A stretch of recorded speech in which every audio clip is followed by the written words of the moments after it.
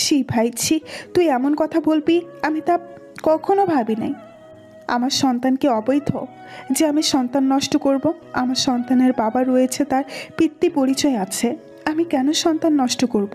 আর তোদের সাথে আমাকে রাখতে যদি তোদের কোনো সমস্যা হয় তাহলে বলে দে, আমি একাই থাকবো। আমার সন্তানকে আমি একাই বাবা মায়ের আদর দিয়ে বড় করব, মানুষ করব। আমার কথায় আপু অনেক কষ্ট পেয়েছে। আমার এই কথাটি আপুকে বলা মোটেও ঠিক হয়নি, তাই সরি আপু, আমায় মাফ করে দে প্লিজ। আমি আর এমন কথা বলবো না কখনো। আব্বু বলল, মা ওরে মাফ করে দে, ও না বুঝেই কথাটি বলে ফেলেছে। ডাক্তার সাহেব এসে কিছু ওষুধের স্লিপ দিয়ে আমাদের বললেন এই ওষুধগুলো খাওয়াবেন আর ওনাকে একটু দেখে রাখবেন। আপনারা চাইলে আজকেই ওনাকে বাসায় নিয়ে যেতে পারবেন। আমি ওষুধের স্লিপ নিয়ে বাইরে আসতে দেখি অনু হাসপাতালে প্রবেশ করছে। অনু, কেমন আছো? আর মিতুকে কি এই হাসপাতালেই নিয়ে এসেছো নাকি? তাই তো শুনলাম মিতুকে এই হাসপাতালেই নিয়ে এসেছে, সম্ভবত 302 নাম্বার রুমে হবে মনে হয়। আর আবির, তুমি কোথায় যাচ্ছ? চলো যাই মিতুকে দেখে আসি। তুমি যাও অনু, আমি আপুর ওষুধগুলো নিয়ে আসি। আচ্ছা আগে বলো আপু কত নাম্বার রুমে আছেন, ওনাকেও দেখে যাই। আপু 307-এ, আমি আসি, তুমি যাও বলে চলে তুমি যাও বলে চলে আসছে। আর ভাবছি মিতুকে দেখতে না গেলে হয় নাকি? মিতুকে তো আমি অবশ্যই দেখতে যাব। আজ আমার যেমন কষ্টের দিন ঠিক তেমন খুশিরও দিন। যা চেয়েছিলাম কিছুটা হলেও তা হয়েছে। মিতুকে দেখব আর মনের ভাষায় বলবো যে দেখ আজ কেমন লাগে। ওষুধ নিয়ে চলে আসলাম। আমি রুমে ঢুকতেই খেয়াল করে দেখলাম আপু চোখের ভাষায় অনুকে কেন্দ্র করে আব্বুকে কি যেন বোঝাচ্ছে। আব্বু যেন অনুর দিকে চেয়ে আছে। কি ব্যাপার অনু, মিতুকে দেখতে যাও নাই? না আবির, এখনো যাইনি, তোমার সাথে যাব বলে বসে আছি। মিতুকে দেখতে যাওয়ার কথা শুনে আপু জানতে চাইলো মিতুকে দেখতে যাবি মানে কি? আমি কিছু বলার আগেই অনু সব বলে দিল। কাল রাতে মিতুকে অপু নাকি অনেক মারধর করেছে। মিতুকে ওর ভাইয়া এই হাসপাতালেই ভর্তি করেছেন, তাই মিতুকে দেখতে যাব আপু। বলো কি, মিতুকে অপু এত মারধর করেছে যে হাসপাতালে ভর্তি করেছে? তাতে কি হয়েছে, বেশ করেছে। অপু ভাই গুড জব। আপু অনেক মারধর করেছে। ও, চলো তাহলে তোমাদের সাথে আমিও মিতুকে দেখতে যাব। যার জন্য মাসুদ ভাইয়া আপুকে ডিভোর্স দেওয়ার জন্য ডিভোর্স পেপারে সই করেছেন, অথচ আপু তাকেই দেখতে যাবে শুনে আমার কিছুটা অবাকই হয়ে গেলাম। আপু আসলে এতটা ক্ষমতাশীল, আপু আসলে এতটা ক্ষমাশীল। আপুর মনটা যেন খুবই সহনীয়। আপু তুই পরে দেখতে যাবি, এখন রেস্ট নে, তোর শরীরটা অসুস্থ। আমি আর অনু যাচ্ছি, আব্বু আপুকে দেখে রেখো বলে চলে আসলাম মিতুকে দেখতে। আপু অনু আমাকে যেতে দেখে আবারও আব্বুকে যেন ইশারায় কিছু একটা বলল। আব্বু ও আপু দুজনেই মুচকি আসলো। যাক, চলে আসলাম মিতুকে দেখতে। বেডে মিতু ও মিতুর পাশে একজন নার্স দাঁড়িয়ে আছে। আমি এদিক সেদিক তাকিয়ে দেখলাম কোথাও আমার এক্স দুলাভাই আছে কিনা। না, কোথাও নেই দেখছি। যাক, তাহলে এবার যা দেখতে এসেছি তা ভালো করে দেখা যাক বলে মিতুকে কতটা এবং কিভাবে মেরেছে দেখতে ব্যস্ত হয়ে গেলাম। মিতুর এক হাতে ব্যান্ডেজ, গাল দুটো লাল আর গলার নিচে হালকা মনে হচ্ছে পুরানো দাগ। যাক, ভালোই মেরেছে তাহলে, কিন্তু আরও একটু বেশি মারলে মন্দ হতো না বলে এবার চুপ করে বসে শোনার চেষ্টা করলাম কেন অপু মেরেছে মিতুকে। মিতু কি হয়েছিল? অপু তোকে এভাবে মারলো কেন? মিতু একটু কান্না করে বলল, সবই আমার ভাগ্যের লিখন রে বান্ধবী, সব আমার পাপ কাজের ফল। যাক, তাহলে মিতু কিছুটা মানুষ হয়েছে। তবে একদিনের মাইরে মিতু এতটা বুঝবে, বাহ ভালোই। একটু পর আমি বসা থেকে উঠে অপারেশনের কিছু জিনিস দেখে নার্সকে বলে লাগলাম এটা কি ওটা কি। নার্স কিছুটা বিরক্ত হয়েই গেল। অনু আমায় বলে বসলো, আবির তুমি এমন করছো কেন? না, সব কিছু জানার কৌতূহল জেগেছে গো, তাই আর কি। একটু পর আপু আসলো, এসেই মিতুর পাশে বসে মিতুর মাথায় হাত বুলিয়ে দিয়ে সব জানতে চাইলো। মিতু আপুর হাত চেপে ধরে কিছু বলতে যাবে কি মাসুদ ভাই চলে আসলেন। মাসুদ ভাই এসেই অনুকে বললেন, অনু তুমি থাকো, বাকিদের চলে যেতে বলো। মাসুদ ভাইয়ের কথা শুনে আমি আর অপু বের হয়ে আসলাম। আপুকে যেতে বলে আমি জানালায় কান পেতে রইলাম, কেননা মাসুদ সাহেবের হাতে আমি একটা কাগজ দেখেছি। কাগজটা আমি যা সন্দেহ করেছি তাই কিনা বোঝার জন্য আমি কান পেতে রইলাম। মিতু, এই নে ডিভোর্স পেপার। অপু সাইন করে দিয়েছে, এবার তুই কর। এবার আমি জানালার পর্দা সরিয়ে দেখলাম, সত্যি তো আমি যা ভেবেছি তাই। আহা, আমার যেন আজ বড়ই নাচতে ইচ্ছে করছে। তাই রে নাই রে ওরে। মিতু, আজ কেমন লাগছে তোমার? এবার বুঝো, ইট মারলে পাটকেলটা অবশ্যই খেতে হয়। আর মাসুদ সাহেব, এবার বুঝেন, ভাই হয়ে নিজের বোনের হাতে ডিভোর্স লেটার দিয়ে তাতে সাইন করতে বলাটা কতটা কষ্টের।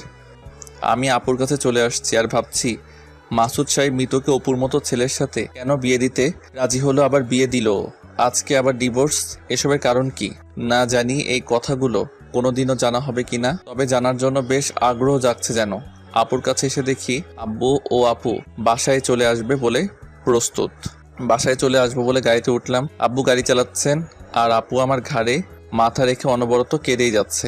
আমি কি বলে আপুকে সান্ত্বনা দিব বুঝছি না। একেবারে ভাবছি আপু কেঁদে লাভ কি, সবই তো ভাগ্যের লিখন, কপালে যা আছে তা তো হবে। আর যে তোর আমার এত বড় ক্ষতিটা করেছে সেও তো আজ সুখে নেই। তোর সাথে যেটা হয়েছে তার সাথেও ওটা হয়েছে। ঠিক পাপের সাজাটা পেয়েছে যেন। আপু চোখটা একটুখানি মুছে বলে বসলো, ভাই আমার মতো মিতুর জীবনটাও নষ্ট হয়ে যাবে রে। আপুর কথা শুনে আমি মনে মনে বললাম, মিতুর জীবনটা নষ্ট হয়ে যাবে মানে কি? আপু অলরেডি নষ্ট হয়ে গিয়েছে তো। ভাই দেখেছি সোনার আজও আমাদের উপরে কতটা রাগ রয়েছে। আমাদের দেখে আমাদের সাথে কথা বললেন না বলে অনুকে দিয়ে আমাদের বেরিয়ে যেতে বলল। আপু আমার মনটা না একটা কথা বলছে, বলবো আপু? ভাই বল। আপু তুই দেখিস, আমার যখন মিষ্টি একটা ভাগ্নি বা ভাগ্না হবে তখন মাসুদ ভাই নিশ্চিত নিজ সন্তানের দিকে তাকিয়ে আবার তোকে মেনে নিবে। একসময় উনি সব ভুলে যাবে।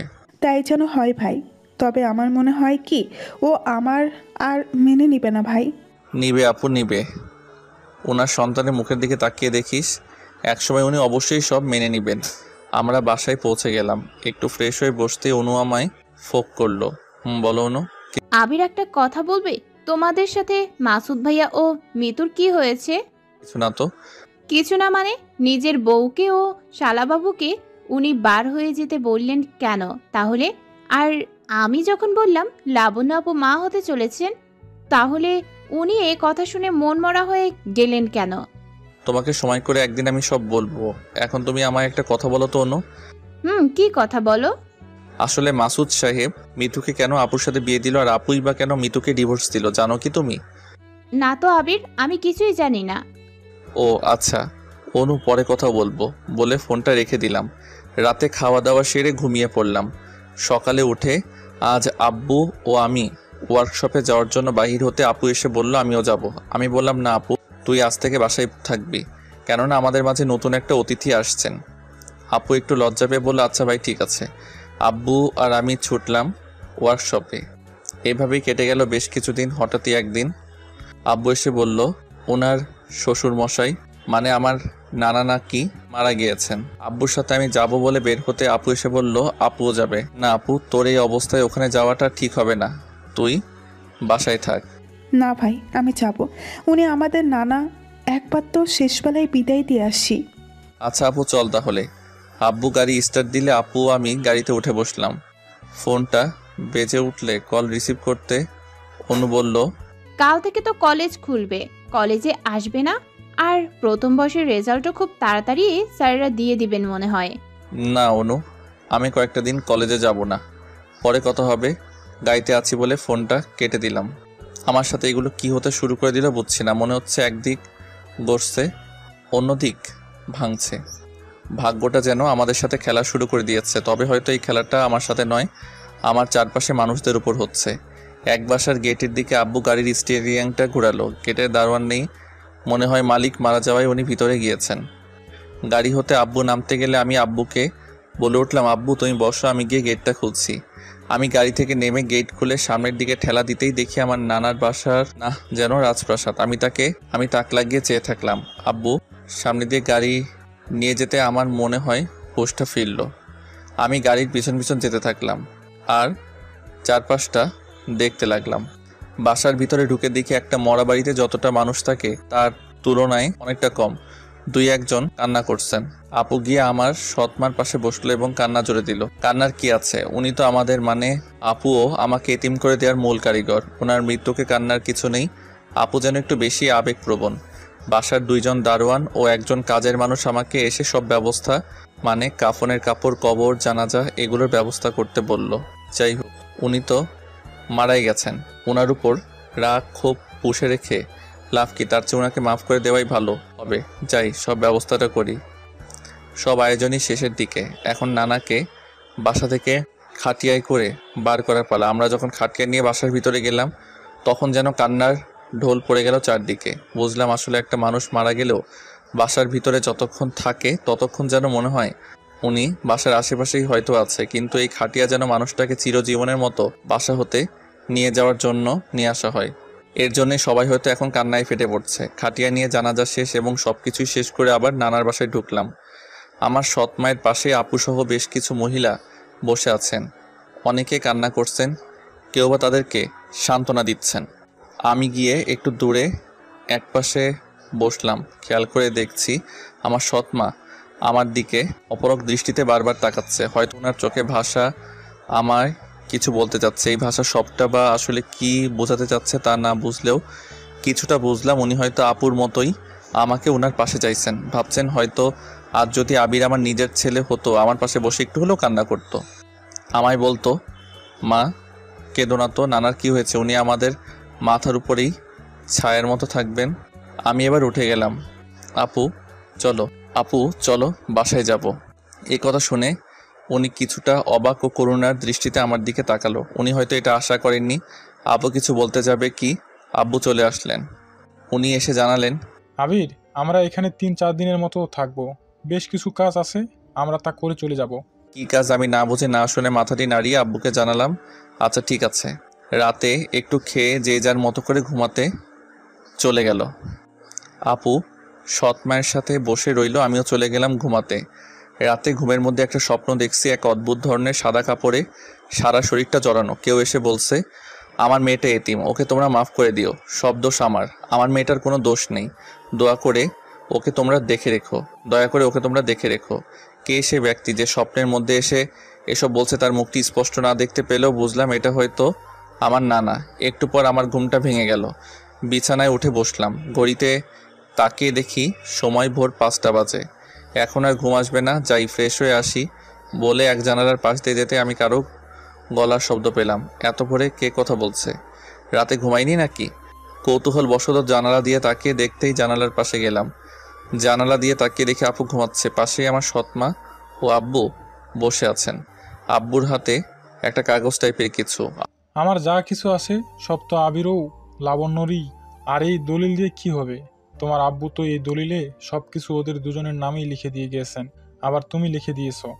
আমি এগুলো দিয়ে কি করব? বরং আমার সবকিছুও ওদেরকে লিখে দিব। এটা রাখো তুমি, ওরা ঘুম থেকে উঠলে সকালে ওদেরকে বুঝিয়ে দিও। আমার আব্বুর বুকে মাথা রেখে একটু কান্না করতে আব্বু বলল, ভেবো না, ওরা অনেক ভালো। দেখো, একসময় দুজনেই তোমায় মা বলে ডাকবে, ওদের মায়ের আসনে তোমাকে বসাবে। আমি এবার চলে আসছি আর মনে মনে বলছি, জানি না আমাদের মায়ের আসনে বসাতে পারবো কিনা, তবে আমার সৎ নিঃসন্দেহে ভালো মানুষ, তা বুঝতে আর বাকি রইল না। এতদিন ওনার প্রতি আমার যে ধারণা ছিল তা আজ ভুলে পরিণত হলো। হয়তোবা আমার নানাই আব্বুকে ফাঁসিয়েছিল ওনার মেয়েকে বিয়ে করার জন্য, কিন্তু আসলে কি এমন বিষয়টা তা আমার সত্যিই জানা নেই। হয়তো কোনো দিন জানতেও পারবো না, কেননা এই জানার জন্য এমন প্রশ্ন আমি ছেলে হয়ে বাবাকে করতে পারি না। তবে নানা ও সৎমা যে আপু ও আমাকে এই বিশাল সহায় সম্পত্তি সব কিছু লিখে দিয়ে গেছেন ভাবতেই আমার যেন অবাক লাগছে। ফ্রেশ হয়ে আবার রুমে গিয়ে একটু শুয়ে পড়ে ভাবছি, আমার নানা সব কিছু আমাদেরকে লিখে দিয়েছেন কেন? তাহলে কি ওনার আর কোনো ছেলে মেয়ে নাই? উনি আর শুধু ওনার একটা মেয়ে। একটু পর আপু এসে আমায় ডেকে বলল, ভাই আব্বু ডাকছে তোকে।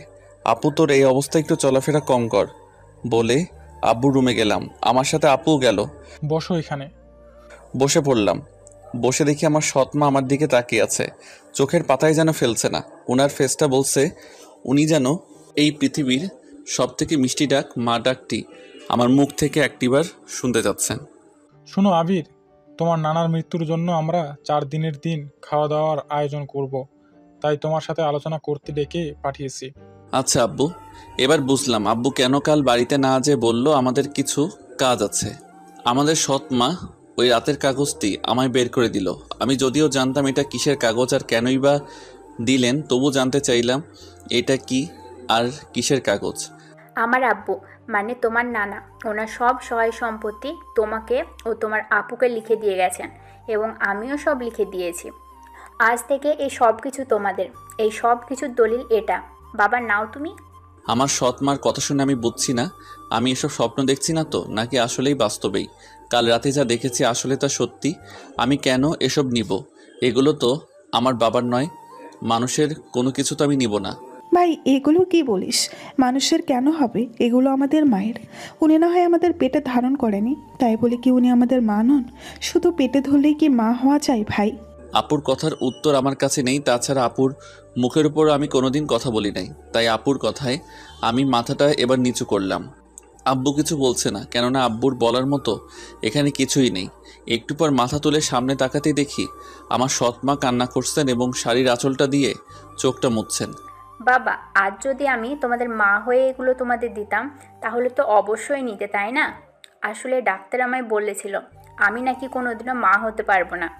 তাই যেদিন থেকে জানতে পারি তোমার আব্বুর ছেলে ও মেয়ে রয়েছে, সেদিন থেকেই ভাবতাম আমি তাহলে তোমাদের পেটে না ধরেও মা হব, মা ডাকটা শুনতে পাবো, কিন্তু সেটা আমার ভাগ্যে নেই। কে বলেছে নেই মা? অবশ্যই আছে, আজ থেকে আমি তোমায় মা ডাকবো। বিছানা হতে দলিলটি তুলে নিয়ে বললাম, এটা তোমার কাছেই রাখো। উনি এবার কিছুটা কান্না ভেজা কণ্ঠে সুখের হাসি দিলেন। এবার শুরু হলো নানার মৃত্যু চতুর্থ দিনে আমরা কিভাবে খাওয়া দাওয়ার সব আয়োজন করব তা নিয়ে আলোচনা ও পরিকল্পনা। সব পরিকল্পনা মাফিকই খাওয়া দাওয়ার আয়োজন শেষ হয়ে গেল। এবার আমাদের বাসায় চলে আসার পালা। আমি আর আব্বু গাড়িতে উঠে বসে আছি। আপু আসছে না। কি ব্যাপার, আপু আসছে না কেন? আপু না আসায় আব্বু আমায় ভিতরে গিয়ে আপুকে নিয়ে আসার কথা বলল। আমি গাড়ি থেকে নেমে যেতেই আপু ও মা দেখলাম আসছেন। আপু গাড়িতে উঠে বসলো, মা বাহিরে গাড়ির জানালার সামনে দাঁড়িয়ে রইলেন। আব্বু গাড়ি স্টার্ট দিতেই আপু আব্বুকে গাড়ি বন্ধ করতে বললেন। ভাই একটা কথা বলি। বলো আপু। মাকে আমাদের সাথে নিয়ে যাবি? উনি তো এই বাসায় পুরো একা একা একা কিভাবে থাকবেন? আমি আপুকে ইশারায় বললাম, আমায় নয় আব্বুকে বলো। আপু যদি আব্বুকে বলে আমি জানি আব্বু না করবে না। এবার আপু আব্বুকে বলল, আব্বু সম্মতি দিলেন। আমি গিয়ে আব্বুর সাথে সামনে বসলাম আর আপু ও মা পিছনে বসলো। আমি ভাবছি জন্মের পর মায়ের আদর পাইনি, কিন্তু আমার ভাগ্য এসব লেখা থাকবে সত্যি আমি বিশ্বাস করতে পারছি না।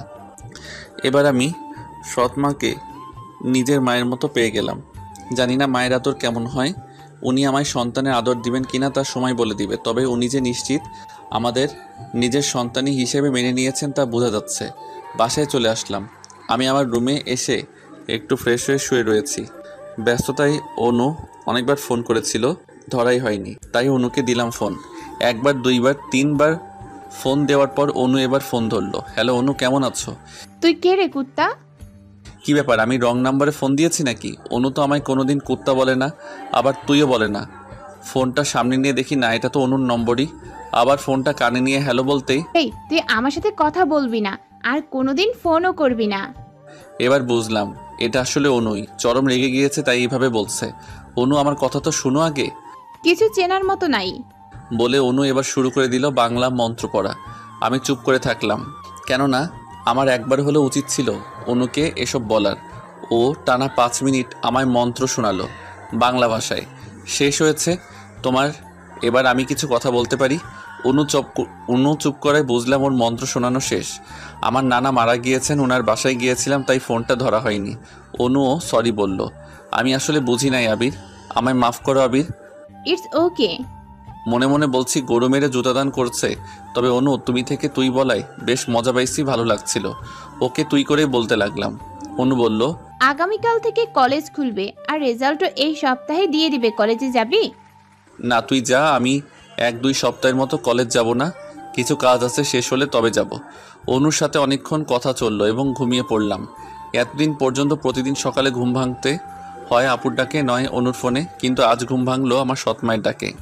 উঠো, অনেক বেলা হয়েছে, এই নাও কফি। আর কিছু মনে করো না, কফিটা ভালো না হলে। আমি উঠে কফির মগটি হাতে নিলাম। উনি আমার বিছানা সহ পুরো ঘরটা গোছাতে লাগলেন। কফির মগে চুমুক দিতেই আজ স্বাদটা অন্যরকম লাগছে।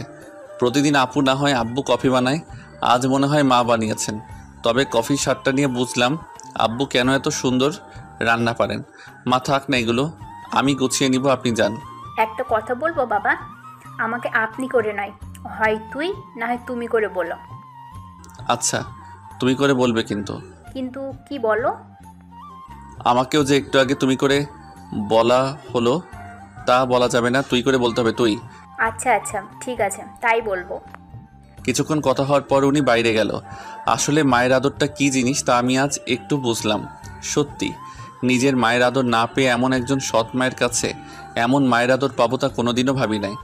আমি উঠে ফ্রেশ হয়ে সকালে নাস্তা খেতে টেবিলে গেলাম। মা সব পরিবেশন করছে।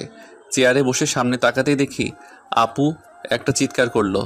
মা ও আমি দৌড়ে আপুর কাছে যেতেই মা বলল, তাড়াতাড়ি গাড়ি বার কর, লাবণ্যকে হাসপাতালে নিতে হবে, ও মা হতে চলেছে।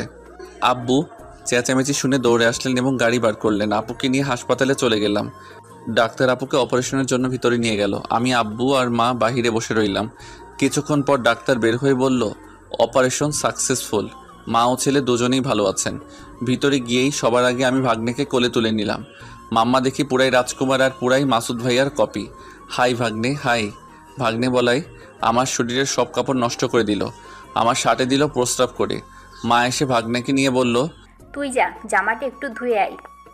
জামাটা একটু ধুয়ে ফেলার জন্য ওয়াশরুমে যেতে অনু ফোন করলো। এক হাতে জামাটি ধুয়ে ফেলছি, অন্য হাতে কলটি রিসিভ করে অনুকে হ্যালো বললাম। আবির তুমি কোথায় যাচ্ছ? আমি এক্ষুনি তোমার সাথে দেখা করতে চাই। এভাবে বলছো, কি হয়েছে অনু? আব্বু মিতুর ভাই মাসুদ ভাইয়ের সাথে আমার বিয়ে ঠিক করে ফেলেছেন আবির। আমি এই বিয়ে করতে পারবো না। আমি হয় তোমায় বিয়ে করব, না হয় মরবো। অনুর কথা শুনে আমি যেন আকাশ থেকে পড়লাম। অনু এটা কি শোনালো আমায়? আমার এই আনন্দের দিনে এটা শুনবো কল্পনাও করি নাই। মাসুদ ভাইয়া অনুকে বিয়ে করবে, এটা আমি কি শুনলাম? মাসুদ ভাইয়ার ভিতরের রূপটা এমন সত্যি ভাবা যায় না। ছি। ওয়াশরুম হতে চলে এসে আব্বু ও মাকে বললাম, আমার একটু দরকারে বাইরে যাচ্ছি, একটু পর ফিরবো বলে চলে আসলাম।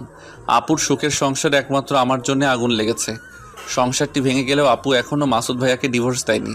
পথ চেয়ে বসে আছেন মাসুদ ভাইয়া, উনি কবে যেন এসে ওকে নিয়ে যাবে। আমি জানি আপু মাসুদ ভাইয়াকে কতটা ভালোবাসে। মাসুদ ভাইয়া থেকে আপু দূরে আছে ঠিকই, কিন্তু আমার মনে হয় না মাসুদ ভাইয়ার প্রতি আপুর ভালোবাসা একটু কমে গিয়েছে। বরং আজও দেখি আপু মাঝে মাঝে ওনার জন্য কাঁদে। আজ যদি মাসুদ ভাইয়া অনুকে বিয়ে করে নেয়, আপু তাহলে সত্যি পাগল হয়ে যাবে। আপু এই কষ্ট কিছুতেই সহ্য করতে পারবে না। না, এ হতে পারে না। আমার জীবন থাকতে আমি এটা হতে দিব না। প্রয়োজনে মিতুর পায়ে ধরবো, ও যেন মাসুদ ভাইয়াকে সব সত্যি কথা খুলে বলে। তবু আমি এটা হতে দিব না। অনুকে ফোন করে আসতে বললাম। আমি হন্যে হয়ে দৌড়ে গেলাম। অনু দেখি আমার আগে গিয়ে বসে থেকে বাদাম খাচ্ছে। অনু, তুমি ফোনে এগুলো কি বললে? তা আসলে কি সত্যি? সত্যি। না, এ হতে পারে না, এটা কোনোদিনও হতে পারে না। তুমি মাসুদ ভাইয়াকে কোনোদিনও বিয়ে করতে পারো না। আমি তোমায় মাসুদ ভাইয়াকে বিয়ে করতে দিব না, কোনোদিনও না। অনু কিছু না বলেও একটা মুচকি হাসি দিল। অনু হাসছে কেন আমি বুঝলাম না। অবাক হয়ে ওর দিকে তাকালাম। অনু এবার বলল, এত ভালোবাসো আমায়, এতদিন বলো নাই যে। আমি জানতাম তুমি আমাকে ভালোবাসো, তাই আজ পরীক্ষা করতেই আমি এসব বলেছি। আমি কেন মাসুদ ভাইকে বিয়ে করতে যাব? আবির প্লিজ, আমি চাই তুমি ওই 3টি ওয়ার্ড সর্বপ্রথম তোমার মুখ দিয়ে আমাকে বলবে। বলো প্লিজ। আমি আর নিজেকে সামলাতে পারলাম না। পরপর অনুর গালে 2টা থাপ্পড় বসিয়ে দিলাম, ঠাস ঠাস। ভালোবাসা কখনো পরীক্ষা দিয়ে হয় না। কাউকে বিশ্বাস করতে হলে তার বিশ্বাসকে ভরসা করতে হয়। ভালোবাসার পরীক্ষা নেওয়ার জন্য তুমি এতটা নীচ হবে এমন উপায় বেছে নিবেছি অনু, আমার ভাবতে অবাক লাগছে। সেফ এইটুকু থেকে আপু আমি কোলে পিঠে বাবা মায়ের আদরে বড় করেছেন, আর তুমি কিনা পরীক্ষা হিসেবে আমার আপুর ভালোবাসাটাকে বেছে নিলে। আর শুনে রাখো, মাসুদ ভাইয়ার সাথে তোমার বিয়ে হতে পারে না। এই কথাটি তোমাকে ভালোবেসে নয়, আমার আপুর সংসার আর তার সন্তানের ভবিষ্যতের কথা মাথায় রেখেই বলেছি। আমি তোমায় ভালোবাসি না, তোমার মতো মেয়েকে ভালোবাসাও পাপ আমার রাস্তায় আর কোনোদিন আসবে না বলে আমি বাসায় চলে আসলাম। আসলে মেয়েরা যে নিজেদের কিভাবে এতটা নিচু মনোভাব হবে অনুর ভাবি নাই। বাসায় এসে দেখি হাসপাতাল হতে বাসায় এখনও কেউ ফিরে নাই। আমি বিছানায় গিয়ে শুয়ে রইলাম। একটু পর সবাই আসলো। আমি গিয়ে আমার ভাগ্নেকে কোলে নিয়ে আদর করতে লাগলাম। অনেক কিউট ও মায়াবী দেখতে আমার ভাগ্নে। 1 সপ্তাহ পার হয়ে গেল। অনু একটিবারের জন্য আমায় ফোন করলো না। আমি ওকে ফোন দেইনি, হয়তো কোনো দিনও দিব না। একদিন আব্বুকে ডেকে বললাম, আব্বু, আমাদের এই সম্পদ আছে বলে আমরা এভাবে বসে থাকলে একসময় সবটা ফুরিয়ে যাবে। তাই আমি আর লেখাপড়া করব না, এবার বিজনেস জগতে পা রাখবো। আব্বু আমাকে বলল, আচ্ছা ঠিক আছে। পুরনো ছোট্ট ওয়ার্কশপটি এবার বৃহদায়তনে পরিণত করলাম। যে গার্মেন্টসে আমার আপু কাজ করতো ওই গার্মেন্টসটাকেই কিনে বসলাম। মাঝখানে মায়ের সাথে কিছু মৌলমালিন্য হলেও অবশেষে আমি রাজি হয়ে গেলাম সবার ইচ্ছায়। একদিন মা বলে বসলো, বাবা, আমরা তো এই বাসাটা পরিবর্তন করতে পারি। তোমার নানার বাসাটিতে কেউ নেই, খালি পড়ে আছে, আমরা তো ওখানেই থাকতে পারি। সবাই ওই বাসায় থাকলেও আমি থাকতে পারবো না, আমি তা মাকে সাফ জানিয়ে দেই। এই নিয়েই মায়ের সাথে মূলত কিছুটা মনোমালিন্য হয়, কিন্তু আজ আমিও রাজি হয়ে গেলাম। এই ছোট্ট বাসাটি ভাড়াটে করে দিয়ে নানার বাসায় পাড়ি জমালাম। আজ আমার জীবনের সব কিছুই পরিবর্তন হয়ে গিয়েছে। সারাদিন অফিস করে বাসায় এসে ভাগ্নের সাথে আনন্দ দুষ্টুমিতে মেতে উঠতাম। আজ আমার নামটি দেশের নামকরা স্বল্পবয়সী বিজনেসম্যানের মধ্যে যোগ হয়েছে। বাড়ি গাড়ি এমনকি নামের সাথে অফিসার কর্মকর্তারা যোগ করে রাখেন। দীর্ঘ 1 বছর পেরিয়ে গিয়েছে। মাসুদ ভাইয়া, মিতু বা অনু কারোর সাথে আমার আর এই 1টি বছরের কোনোদিনও দেখা হয়নি। আমি দেখা করার চেষ্টা করিনি। সমাজে যেখানে টাকার অভাবে এতিম দরিদ্র ছেলে মেয়েদের পড়াশোনা বন্ধ হয়ে যায় সেখানেই আমার হাতটা বাড়িয়ে দেই, কেননা আমিও জীবনের এক পর্যায়ে ওদের মতো এতিম ছিলাম। এরই সুবাদে আমি যে কলেজে পড়তাম সে কলেজে প্রধান অতিথি হয়ে এক অনুষ্ঠানে ডাক পেলাম। সমাজের হত দরিদ্র ও এতিম মানুষদের সাহায্য করার জন্য কলেজে একটা ক্লাব খুলবে, মূলত তার জন্য অনুষ্ঠানের আয়োজনটা করা হয়েছে। আমি ওদের ডাকে সাড়া দিলাম এবং যাব বলে জানিয়ে দিলাম। ভাবতেও যেন অবাক লাগছে, মানুষের ভাগ্যে কী লেখা আছে তা আসলে বলা অনেক কষ্ট। আজ যে কলেজে পড়তাম একসময় সে কলেজেরই এক অনুষ্ঠানে আমি প্রধান অতিথি হয়ে যাচ্ছি। আমার ভাগ্নেকে সাথে নিয়ে যাব বলে ভাবলাম। এই 1 বছরে যতটা পরিবর্তন হয়েছি সব পরিবর্তন বদলিয়ে আগের মতোই এতিম ও গরিব বেশ ধরলাম। আমার ভাগ্নেকে কোলে নিয়ে ভাড়ায় চালিত গাড়ি করে অনুষ্ঠানের প্রধান অতিথি হয়ে গেলাম। একটু সামনের দিকে গিয়ে চেয়ারে বসে ভাগ্নেকে নিয়ে বসে থেকে বাদাম খাচ্ছি আর এদিক ওদিক তাকাচ্ছি, কেননা আমি অনার্স 2য় বর্ষে ওঠার পর পড়ালেখা বাদ দিয়েছি। আর 1 বছর হলো পড়ালেখা বাদ দেওয়ার। সেই হিসাব মতো অনুর আজ এই কলেজে 3য় বর্ষে পড়ালেখা করার কথা, কিন্তু অনুকে দেখছি না। আমার পাশে থাকা 2 ভদ্রলোকরা গল্প করছিল। প্রিন্সিপাল স্যারকে কতবার বললাম আবির চৌধুরীর মতো মানুষকে এই অনুষ্ঠানের প্রধান অতিথি না করতে, উনি শুনলেনই না আমাদের কথা। ওনার মতো মানুষ কি এসব অনুষ্ঠানে আসবে নাকি? এবং এই ক্লাবে কি স্পন্সর করবে? কখনোই করবে না। এবার বুঝুক ঠেলা, অনুষ্ঠানের আয়োজনে সব লক্ষ্যটাই বৃথায় গেল। মাঝখান থেকে শুধু এতগুলো টাকা নষ্ট হয়ে গেল। আর মাত্র 5 মিনিট সময়, অনুষ্ঠানের বাকি। এখনো প্রধান অতিথি আবির চৌধুরী আসে নাই। ফোন দিলে ফোন ধরছে না। আসলে সবার কি প্রতিক্রিয়া আমার বিষয়ে সেটা শুনতেই আমি এভাবে এখানে উপস্থিত হয়েছি। অনুষ্ঠান শুরু হয়ে গেল। 2টি মেয়ে স্টেজে উঠল। দেখতে দুজনকেই বেশ সুন্দর লাগছে। ওরা মাউথপিস নিয়ে বলল, আজকে এই অনুষ্ঠানটি আমরা 2 জন উপস্থাপন করছি। আমি অনু। আর আমি মিতু। তার মানে এরা দুজনে অনু ও মিতু? আরে বাহ, মেকআপে দেখছি দুজনকে চিনতে পারাই দায়। অনুষ্ঠান শুরু হয়ে গেল। মামা ভাগ্নে বসে অনুষ্ঠান উপভোগ করতে লাগলাম। একটু পরপর আমার ভাগ্নে কান্না করছিল, তাই পাশে বসে থাকা ওই ভদ্রলোক স্যার 2 জন বলে বসলো, এইটুকু বাচ্চা নিয়ে কি অনুষ্ঠানে দেখতে আসে? নিচেও দেখবে না, আবার আমাদেরও দেখতে দিবে না। এক স্যার বলল, কি ব্যাপার, তোমাকে এই কলেজের ছাত্র মনে হচ্ছে? তুমি আবির না? স্যার আমি আবির। ও, পড়াশোনা বাদ দিলে যে? আর এই বাচ্চাটা কার? এমনি স্যার, আর ও আমার ভাগ্নে। তো বলো এখন কি করো? ব্যবসা নাকি জব? কি করো? আমি কিছু বলতে যেতেই আমার ভাগ্নে আমার কান্না শুরু করলে আমার আর বলা হলো না। আবার ওনারাও একটু পর উঠে গেলেন। অনুষ্ঠান প্রায় শেষ।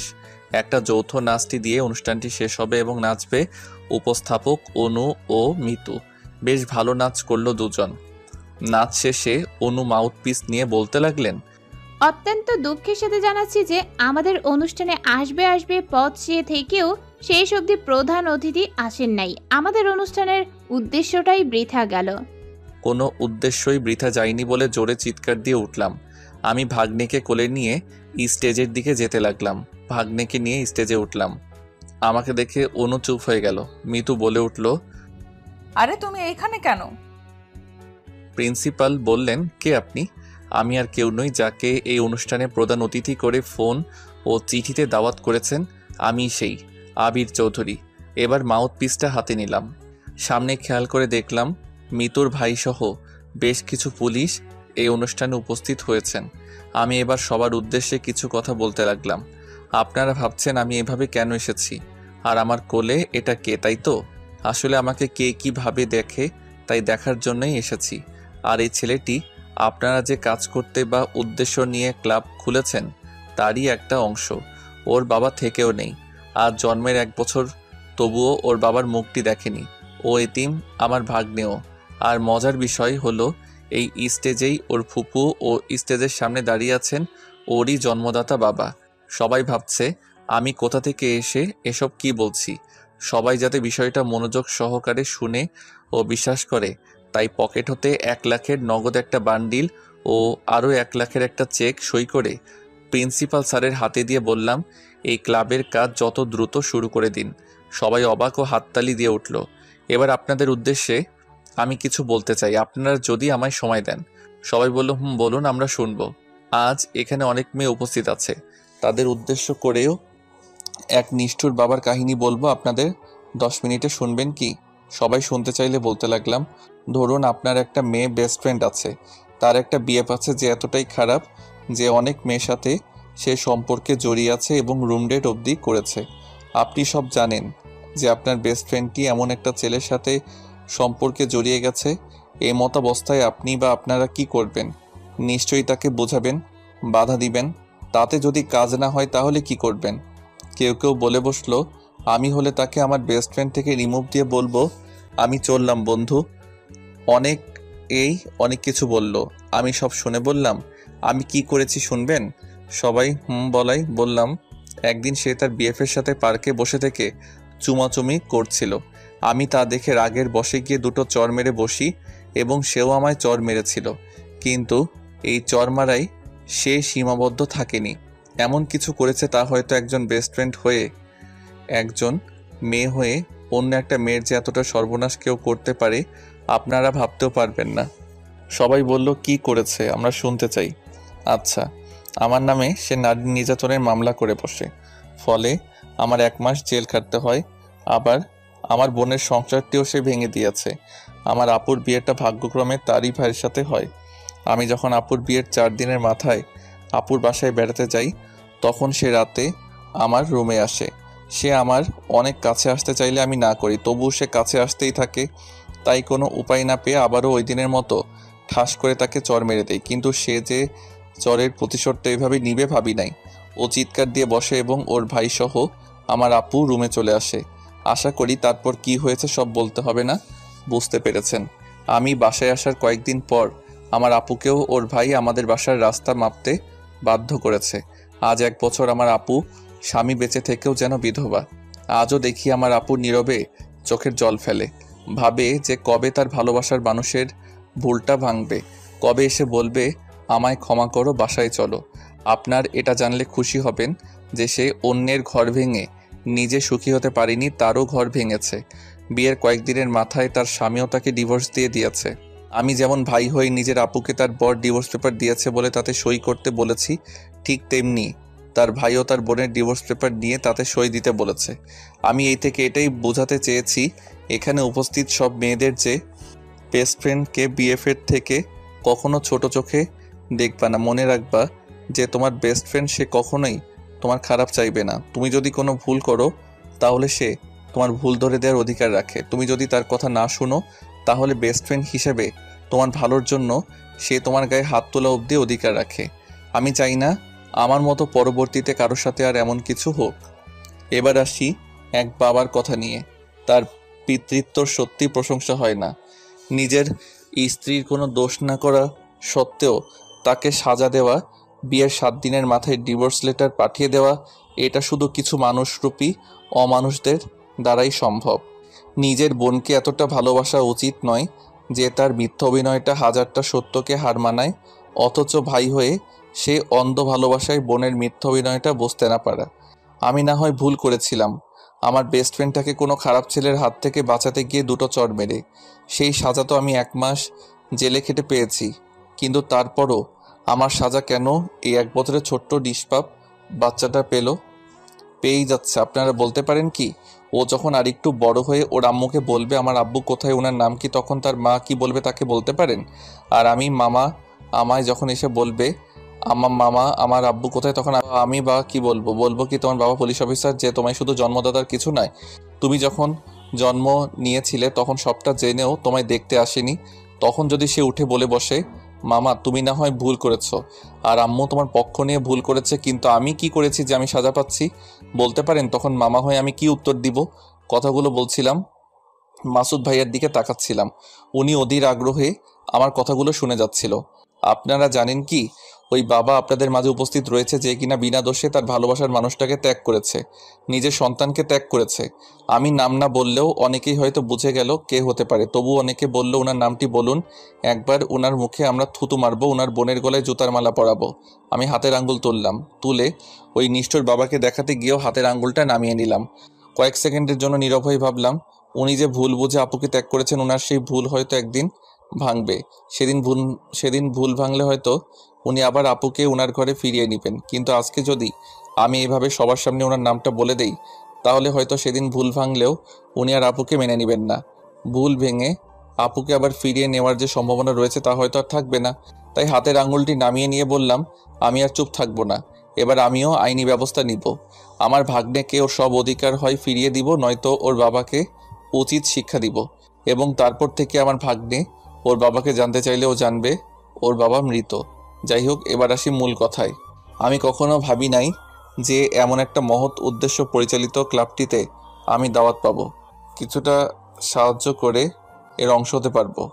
আপনারা যত দ্রুত সম্ভব ক্লাবটি প্রতিষ্ঠা করে ফেলুন। ক্লাবের সকল দরকার ও সাহায্য সহযোগিতায় আমায় পাবে ইনশাল্লাহ। সবার আগে আমি আমার হাতটি বাড়িয়ে দিব। আমার কথা শুনে সবাই হাততালি দিয়ে উঠল। আর এই অনুষ্ঠানে আমাকে আমন্ত্রণ করাই প্রিন্সিপাল স্যারকে আন্তরিকভাবে জানাচ্ছি ধন্যবাদ। এই বলে আমি আমার বক্তব্য শেষ করছি। সবাই ভালো থাকবেন, সুস্থ থাকবেন, আর কাছের মানুষগুলোকে ভালো রাখবেন। আল্লাহ হাফেজ। স্টেজ হতে নেমে গেলাম। এক স্যার এসে বলল, চলুন, আপনার জন্য হালকা কিছু নাস্তার ব্যবস্থা করেছি আমরা। ওনার সাথে অফিসের 2 তলায় গেলাম। নাস্তা শেষ করে স্যারদের সাথে কথা বলার মাঝে ড্রাইভারকে ফোন করে গাড়ি নিয়ে আসতে বললাম। 2 জন ম্যাম এসে আমার ভাগ্নেকে কোলে নিয়ে বলতে লাগলো, কি কিউট, অনেক মিষ্টি হাসি, এমন মুখের দিকে তাকিয়ে যে মনটা ভরে যায়। ওনারা আমার ভাগ্নেকে বেশ আদর করলেন। ড্রাইভার গাড়ি নিয়ে আসলে স্যারদের বিদায় জানিয়ে সালাম দিয়ে গাড়িতে এসে বসলাম। ড্রাইভারকে যেতে বললাম। কলেজ গেট হতে বের হয়ে একটু দূরে এসে দূর থেকে দেখছি অনুসহ ওর কিছু বান্ধবীরা একসাথে খাচ্ছে। ড্রাইভারকে বললাম, শুনো, ওই সামনে মেয়েগুলোর কাছাকাছি গিয়ে গাড়ি বন্ধ করে দিবা এবং আমি বলা মাত্রই কড়া কয়েকটি হর্ন বাজিয়ে বসবা। আচ্ছা স্যার। আমার কথা মতো ড্রাইভার গাড়ি বন্ধ করে দিল, কিন্তু রানিং গাড়ি শব্দ ছাড়া ওদের কাছাকাছি পৌঁছাতে আমার কথায় ড্রাইভার বসিয়ে দিল কড়া হর্ন। সব গাড়ি দেখে এক লাফ মেরে ভয়ে রাস্তার পাশে নেমে গিয়েছে। এই কানা ড্রাইভার, চোখে দেখেন না নাকি, ফাজিল কোথাকার। আমি ড্রাইভারকে বললাম, কিছু বলো না, ওরা বাইরে থেকে আমাদের দেখছে না, ওরা কি করে তাই দেখবো, ব্রেক করে বসে থাকো। অনু উঠে এসে গাড়ি জানালায় হাত দিয়ে ঠকঠক করতে লাগলো। আমি জানালার কাছ নামিয়ে মুখটা বার করায় ও আমার মুখটি দেখে কিছুটা শক খেয়ে দূরে সরে গেল। ড্রাইভারকে বললাম, চলো এবার। এখন হয়তো ওর বান্ধবীরা এসে অনুকে বলবে, কে ছিল রে ফাজিল লোকটি, ওনাকে দেখে দূরে সরে আসলি যে। অনু হয়তো কিছুই বলবে না, কেননা ও হয়তো আমার নামটি মুখে নিতে চাইবে না। বাসায় চলে আসলাম। আপু এসে বলল, এই মামা ভাগ্নে কোথায় বের হয়েছিলি? খোকার বুঝি খিদে পাইনি, সে কখন খেয়েছে? দে খোকাকে আমায়, তুই যা ফ্রেশ হয়ে খাবি আয়। আপু আমি না খাই, খিদে পাইনি বলে রুমে চলে আসলাম। একটু শুয়ে ভাবছি, আজ তো মাসুদ ভাইয়ের সব সত্যিটা জেনে গিয়েছে। আমি ওই দিন বললে উনি হয়তো বিশ্বাস করেনি, আজকে উনি বিশ্বাস করবেন না। বাসায় গিয়ে কি মিতুকে উনি আজ প্রশ্ন করে বসবেন না? সব সত্যি কি উনি জানতে চাইবেন না? জানি না কি হবে, জানি না ভাগ্য কি লেখা রয়েছে। তবে এবার যদি উনি চুপ থাকেন এবং মিতুর কাছে উনি কিছু না জানতে চান, তাহলে এবার আমি মিতুকে ওর মুখ দিয়েই সব সত্যি কথা বলাতে বাধ্য করাবো। শুধু সময়ের অপেক্ষা। ঘুমিয়ে পড়লাম। সকালে ঘুম ভাঙলো ভাগ্নের প্যাপে কান্নায়। আমি রান্না করছি, খোকা খুব জ্বালাচ্ছে, তুই উঠে পড়, অনেক বেলা হয়ে গিয়েছে, ওকে একটু রাখ, আমি রান্নাটা সেরে ফেলি।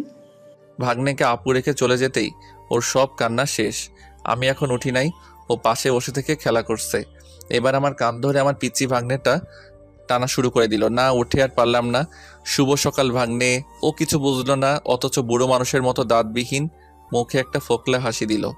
ভাগ্নে দাঁত ব্রাশ করেছো? চলো এবার দাঁত ব্রাশ করে আসি। ওকে কোলে নিয়ে আয়নার সামনে গিয়ে দাঁত ব্রাশটা করে ফেললাম। এবার ভাগ্নেকে বিছানায় রেখে হাত মুখ ধুয়ে ফ্রেশ হয়ে নিলাম। রুমে এসে ওর সাথে মজা করছি। তুমিও সবার মতো এবার আব্বুর কোলে উঠবে ভাগ্নে। আর বেশি দেরি নেই, তোমার ফুপু ও আব্বুকে উচিত শিক্ষাটা এবার দিব আমি। কিসের উচিত শিক্ষা ভাই? ভাই আমি চাই তুই এসব নিয়ে কিছুই করবি না। আমার ভালোবাসা সত্যি হলেও ঠিকই একদিন আমাদের দুয়ারে কড়া নাড়বেন, আমার দিব্যি রইল। ভাই তুই কিচ্ছু করবি না, কথা দে আমায় তুই কিচ্ছু করবি না। ওকে আপু, আমি কিছু করব না। লক্ষ্মী ভাই আমার বলে আপু আবার রান্নাঘরে চলে গেল। আমি বুঝি না আপু এমন কেন, যে মানুষটা তাকে এতটা কষ্ট দিয়েছে বা দিয়েই চলেছে, তার প্রতি ও এত নরম কেন? হয়তোবা এটাই একজন স্ত্রী হয়ে স্বামীর প্রতি ভালোবাসা।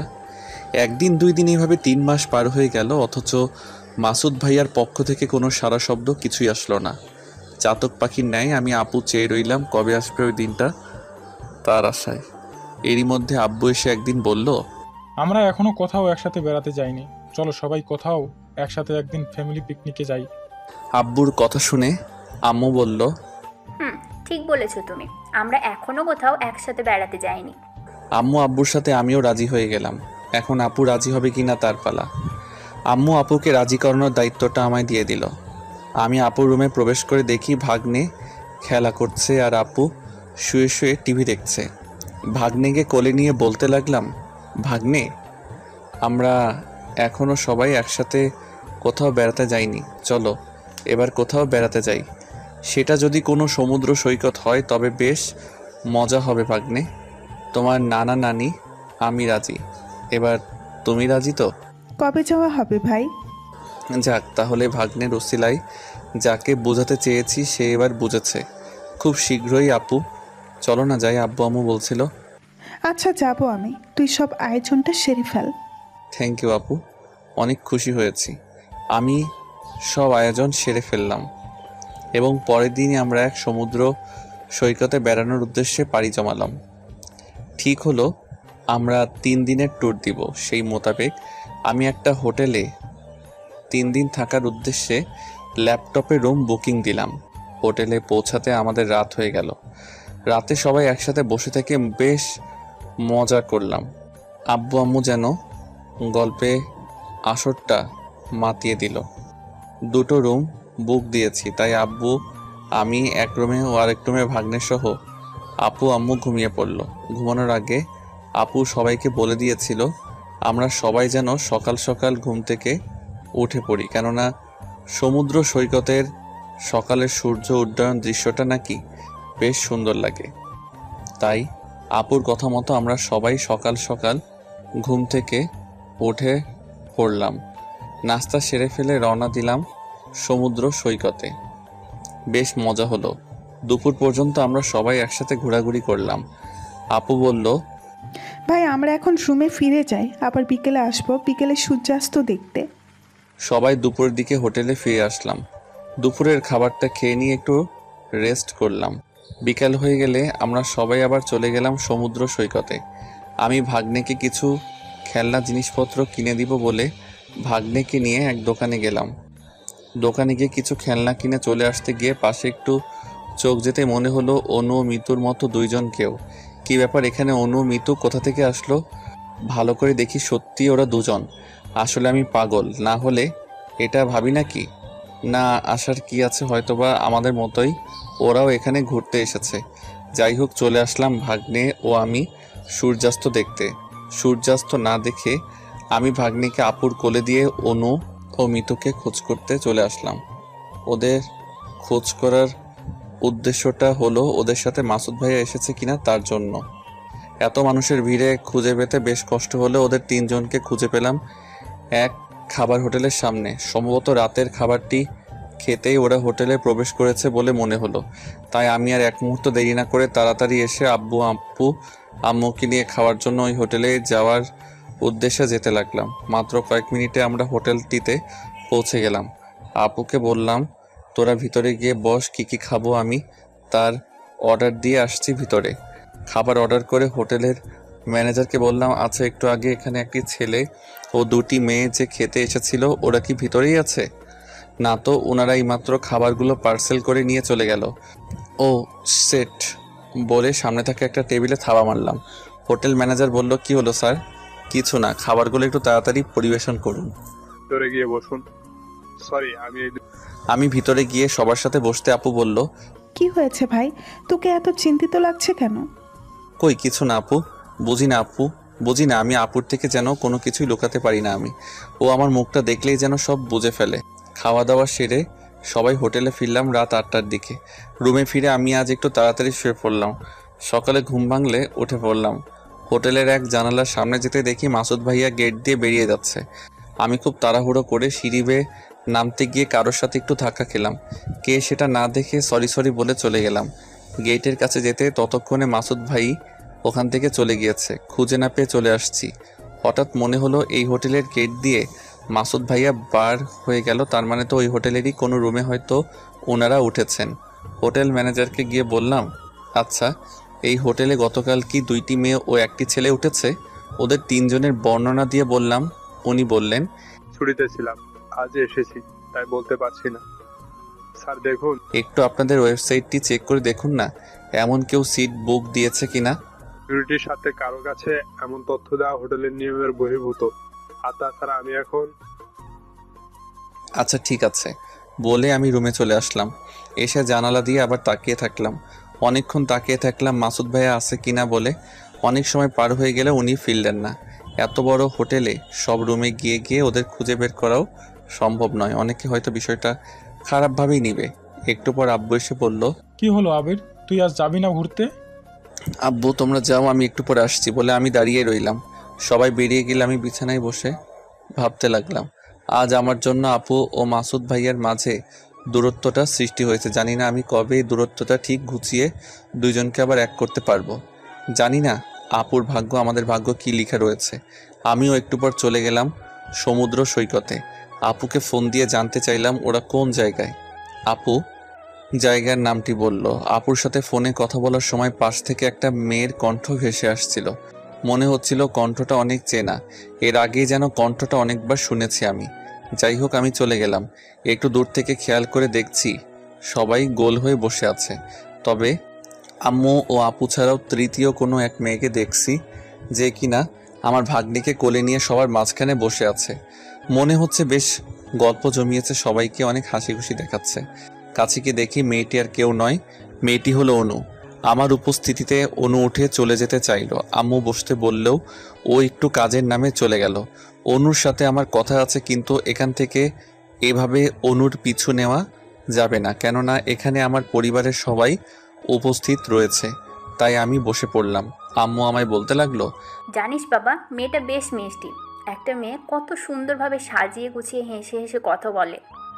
আম্মু যখন কথাগুলো বলছিল আমি খেয়াল করে দেখি আপু ও আব্বু মুচকি মুচকি হাসছে। হাসির কারণটা বুঝলাম না।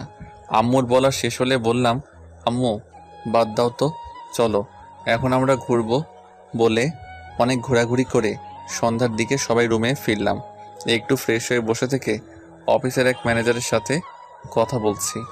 একটু পর আপু এসে বলল, ভাই মিশকাত আছে তোর কাছে? ম্যানেজারকে একটু পর কথা বলছি বলে ফোনটি কেটে দিলাম। কই আপু ভাগ্নে তো নেই আমার কাছে। মিসকাতকে তো আপু তুই রুমে নিয়ে গেলি। ভাই মিশকাতকে খুঁজে পাচ্ছি না কোথাও। কি বলিস আপু? 2টি রুম পুরো খোঁজাখুঁজি করেও আমার ভাগ্নেকে পেলাম না। আপু একেবারে ভেঙে পড়ল, কিছুতেই ওর কান্না থামছে না। সিঁড়ি বেয়ে আমি দৌড়ে নিচে নেমে আসলাম। হোটেল থেকে কেউ যাতে বের না হয়ে যেতে পারে তাই ম্যানেজারকে বলে হোটেলের প্রধান দরজাটি আটকে দিলাম। এত বড় হোটেল, এবার এক এক করে প্রতিটি রুম খোঁজাখুঁজি শুরু করে দিলাম। একটু পর অনু দেখছি এক রুম থেকে বেরিয়ে আসলো। এসে আপুকে বলল, কি হয়েছে, আপনারা কি খুঁজছেন? আমি অনুর কাছাকাছি এসে বলতে লাগলাম, আমার ভাগ্নেকে খুঁজে পাচ্ছি না। আর তুমি এই হোটেলে? মিতু আর ওর ভাই মাসুদ কোথায়? ওনারা তো আমার পাশের রুমেই। কই, কোন রুমে? অনু আমায় রুম দেখিয়ে দিলে আমি গিয়ে দরজায় টোকা দিতে লাগলাম। একটু পর মিতু দরজা খুলল। খেয়াল করে দেখি মিতু বিছানার উপর ওর সব জামা কাপড় ব্যাগে ভর্তি করছিল। আমি মিতুকে কিছু না বলেই ওর পুরো রুম তল্লাশি করা শুরু করে দেই। ভাগ্নে ও ওর ভাইকে না পেয়ে এবার মিতুকে বললাম, মিতু আমার ভাগ্নে কোথায়? মানে তোর ভাগ্নে কোথায় আমি কিভাবে জানবো? আবারও বলছি, আমার ভাগ্নে কোথায়? আরে আজিব তো, আমি কিভাবে জানবো তোর ভাগ্নে কোথায়? দেখ মিতু, শেষবারের মতো বলছি, এখনো সময় আছে, বল আমার ভাগ্নে কোথায়? দেখ আবির, আমি কিচ্ছু জানি না। বুঝেছি, এভাবে কাজ হবে না। বল শালি, আমার ভাগ্নে কোথায়? ভাই কি করছিস সেসব? আপু তুই সরে যা, একদম কথা বলবি না। আজকে আমার মাথায় রক্ত উঠে গিয়েছে। শালি, তোরা দুই ভাই বোন মিলে এখানে এসেছিস আমার ভাগ্নেকে চুরি করতে? আমি কিছু জানি না আবির। ঠাস, মিতুর চুলের মুঠি ধরে ঠাস করে চর বসিয়ে দিলাম। তুই জানিস না, তোর বাপ জানে। তোর ভাই কোথায় বল? ভাই জরুরি কোনো কাজে বাসায় চলে গিয়েছেন আমাকে না বলেই। বাসায় গিয়ে আমাকে ফোন দিয়েছেন এবং অনুকে না বলেই বাসায় চলে যেতে বলেছেন। মিতুকে একদম চুপ হতে বলে ওর মাসুদ ভাইয়ার ফোন নম্বরটা নিয়ে ওনাকে ফোন দিলাম। ছি ছি মাসুদ সাহেব, চোরের মতো আমার ভাগ্নিকে চুরি করে নিয়ে যেতে আপনার একটু কি লজ্জা হলো না? এই, তুই কে রে? আমি আবির। অনেকক্ষণ কথা বললেও উনি অস্বীকার করলো, কিছুতেই স্বীকার করলো না যে উনি আমার ভাগ্নিকে নিয়ে গিয়েছেন। আমি এবার কিছুটা অভিনয় করে মাসুদ সাহেবকে সরি বলে ফোন কেটে দিলাম। আমি ভাগ্নিকে নিয়ে আসছি বলে আপু ও আমার পরিবারের সবাইকে বাসায় চলে যাওয়ার জন্য গাড়িতে তুলে দিলাম। মিতু আর আমি ওর বাসার সামনে এক গাড়িতে করে পৌঁছে গেলাম। মিতুকে গাড়িতে সিটের সাথে বাঁধা, ওর মুখে টেপ লাগানো। আমি মিতুকে গাড়িতে রেখে ওর বাসায় ঢুকে পড়লাম। গিয়েই মাসুদ সাহেবের পায়ের কাছে বসে পড়লাম। প্লিজ আমার ভাগ্নেকে ফিরিয়ে দিন। আপুর কাছ থেকে আমার ভাগ্নেকে আপনি আলাদা করে দিলে ও হয়তো মারাই যাবে। প্লিজ মাসুদ সাহেব, আপনি আমার ভাগ্নেকে আমার কাছে দিয়ে দিন প্লিজ। আরে আজব, আমি কেন আমার সন্তানকে চুরি করতে যাব? আমি এবার জিব্বাতে একটা আস্তে কামড় দিলাম। আমি এবার উঠে পড়লাম। মাসুদ সাহেবের হাত চেপে ধরে বললাম, ভাগ্নিকে কোথাও খুঁজে পাচ্ছি না, মাফ করবেন, আর ছবিটা রাখুন। বলে আমার ভাগ্নের একটা ছবি মাসুদ সাহেবকে দিয়ে চলে আসলাম। আবার গাড়িতে চড়ে ড্রাইভারকে চালাতে বললাম। এক বন্ধুকে ফোন করে একটি হোটেলের এক রুম বুকিং দিলাম। হোটেলের সামনে গাড়ি থামিয়ে মিতুকে বললাম, তুই যদি সাবলীলভাবে আমার সাথে হোটেলে প্রবেশ না করিস তাহলে আজ এখানে তোকে একদম ফিনিশ করে দিব। মিতু আমার কথায় অনেকটা ভয় পেয়ে গেল। ওর হাতের বাঁধনো মুখের টেপ খুলে এক ব্যাগে নিলাম। মিতু ভয়ে কোনো চেঁচামেচি না করে খুবই সাবলীলভাবে আমার সাথে হোটেলে গেল।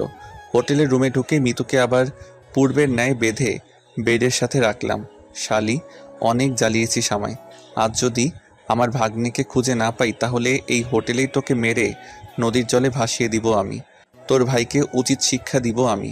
তোর এই হাতের অনেক জোর, তাই না শালি?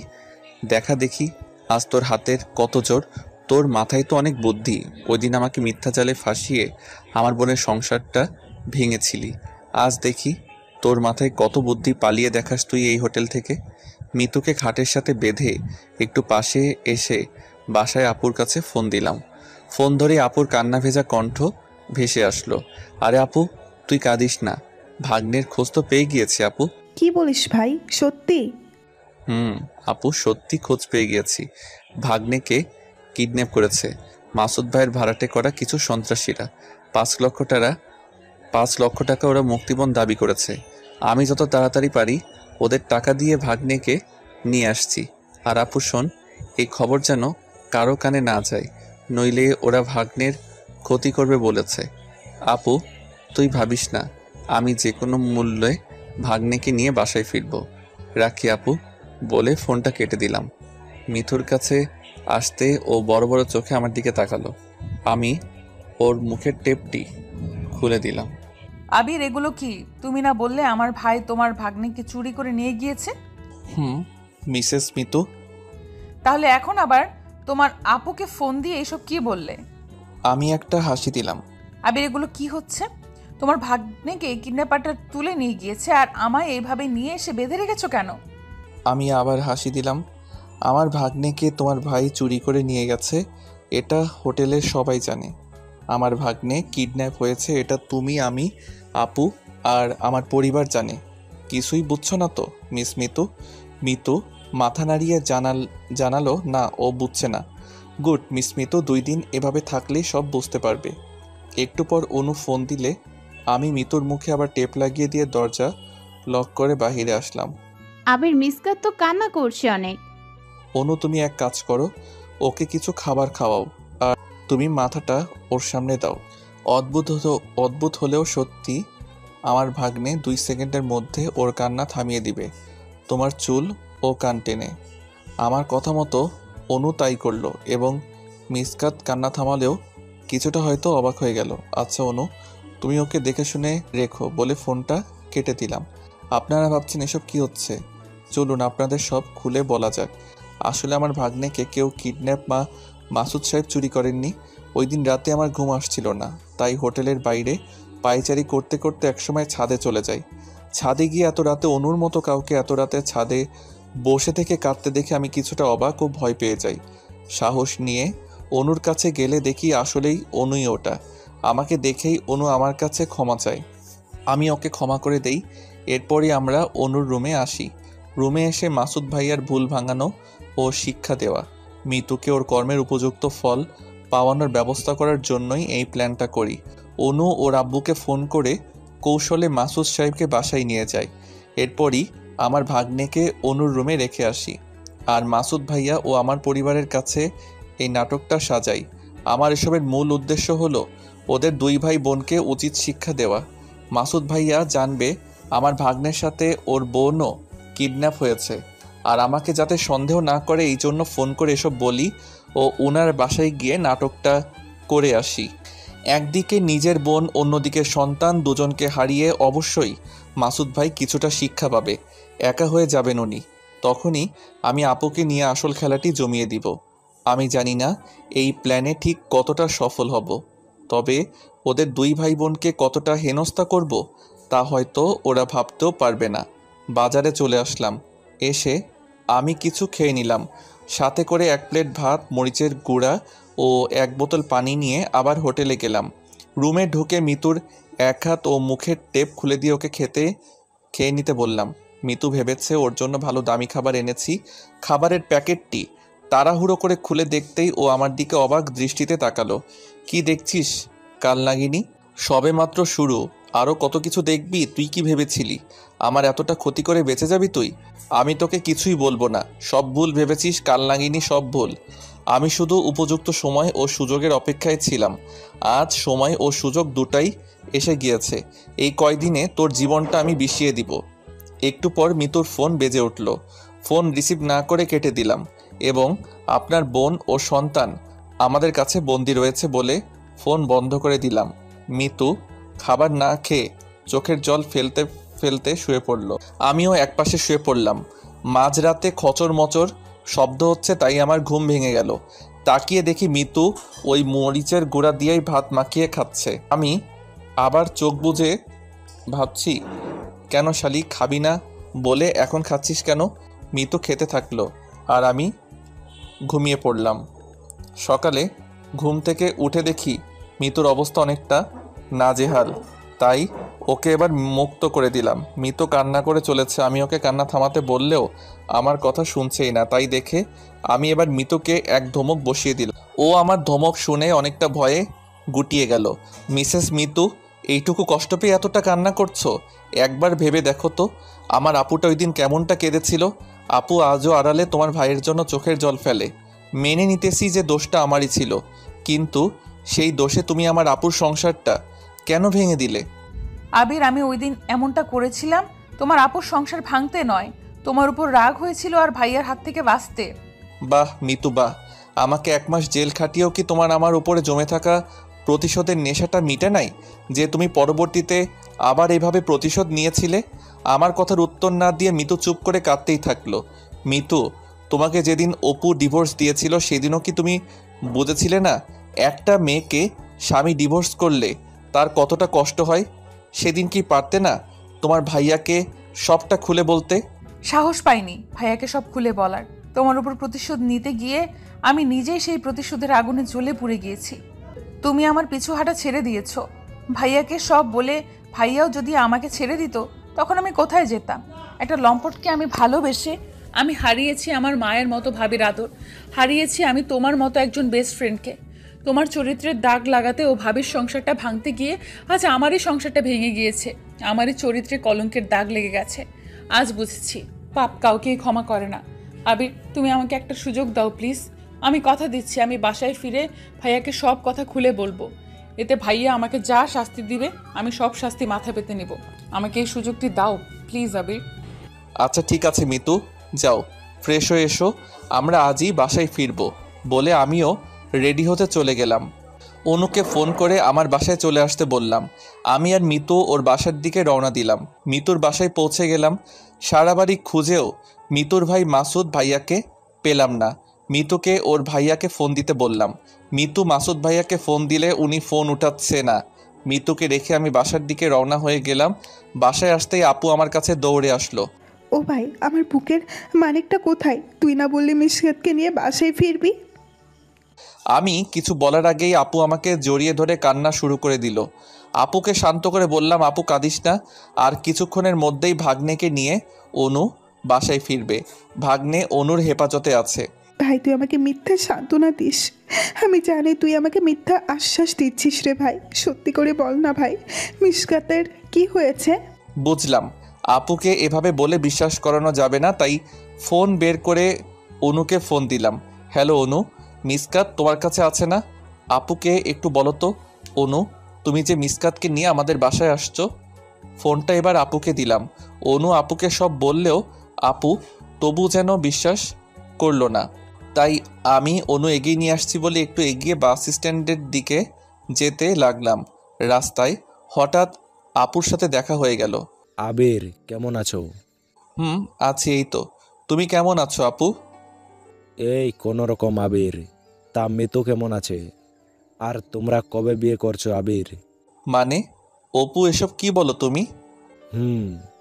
আমি সত্যিই তো বলছি, তোমরা কবে বিয়ে করছো সেটা জানতে চাইছি আর কি।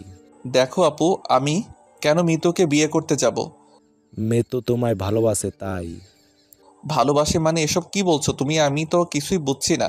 ও তাহলে শোনো আবির, ওই দিন বাসর রাতে আমি যখন মিতুর কাছে যেতে থাকি তখন ও আমাকে বাধা দেয়। আমি বাধা দেওয়ার কারণ জানতে চাইলে মিতু বলে ও তোমায় ভালোবাসে, তোমাকে ছাড়া ও কোনোদিনও কাউকে স্বামী হিসেবে মেনে নিতে পারবে না। মিতুর কথা শুনে আমার রাগ হয়, তাই জোর করেই আমি ওর কাছ থেকে স্বামীর অধিকার কেড়ে নিতে ওর কাছে যেতে থাকি। ফলে মিতু আমাকে লাথি মেরে বেড থেকে নিচে ফেলে দেয়। তখনই আমি রাগের বশে ওকে এলো পাথাড়ি পিটাতে থাকি। সারা রাত ধরে ওর উপর অত্যাচার করলেও মিতু আমাকে স্বামীর অধিকার দেয়নি, শুধু তোমায়ও ভালোবাসে বলে। এসব কি সত্যি নাকি? সত্যি আবির। মিতু যদি আমাকে ভালোবাসে তাহলে ও কেন তোমায় বিয়ে করলো?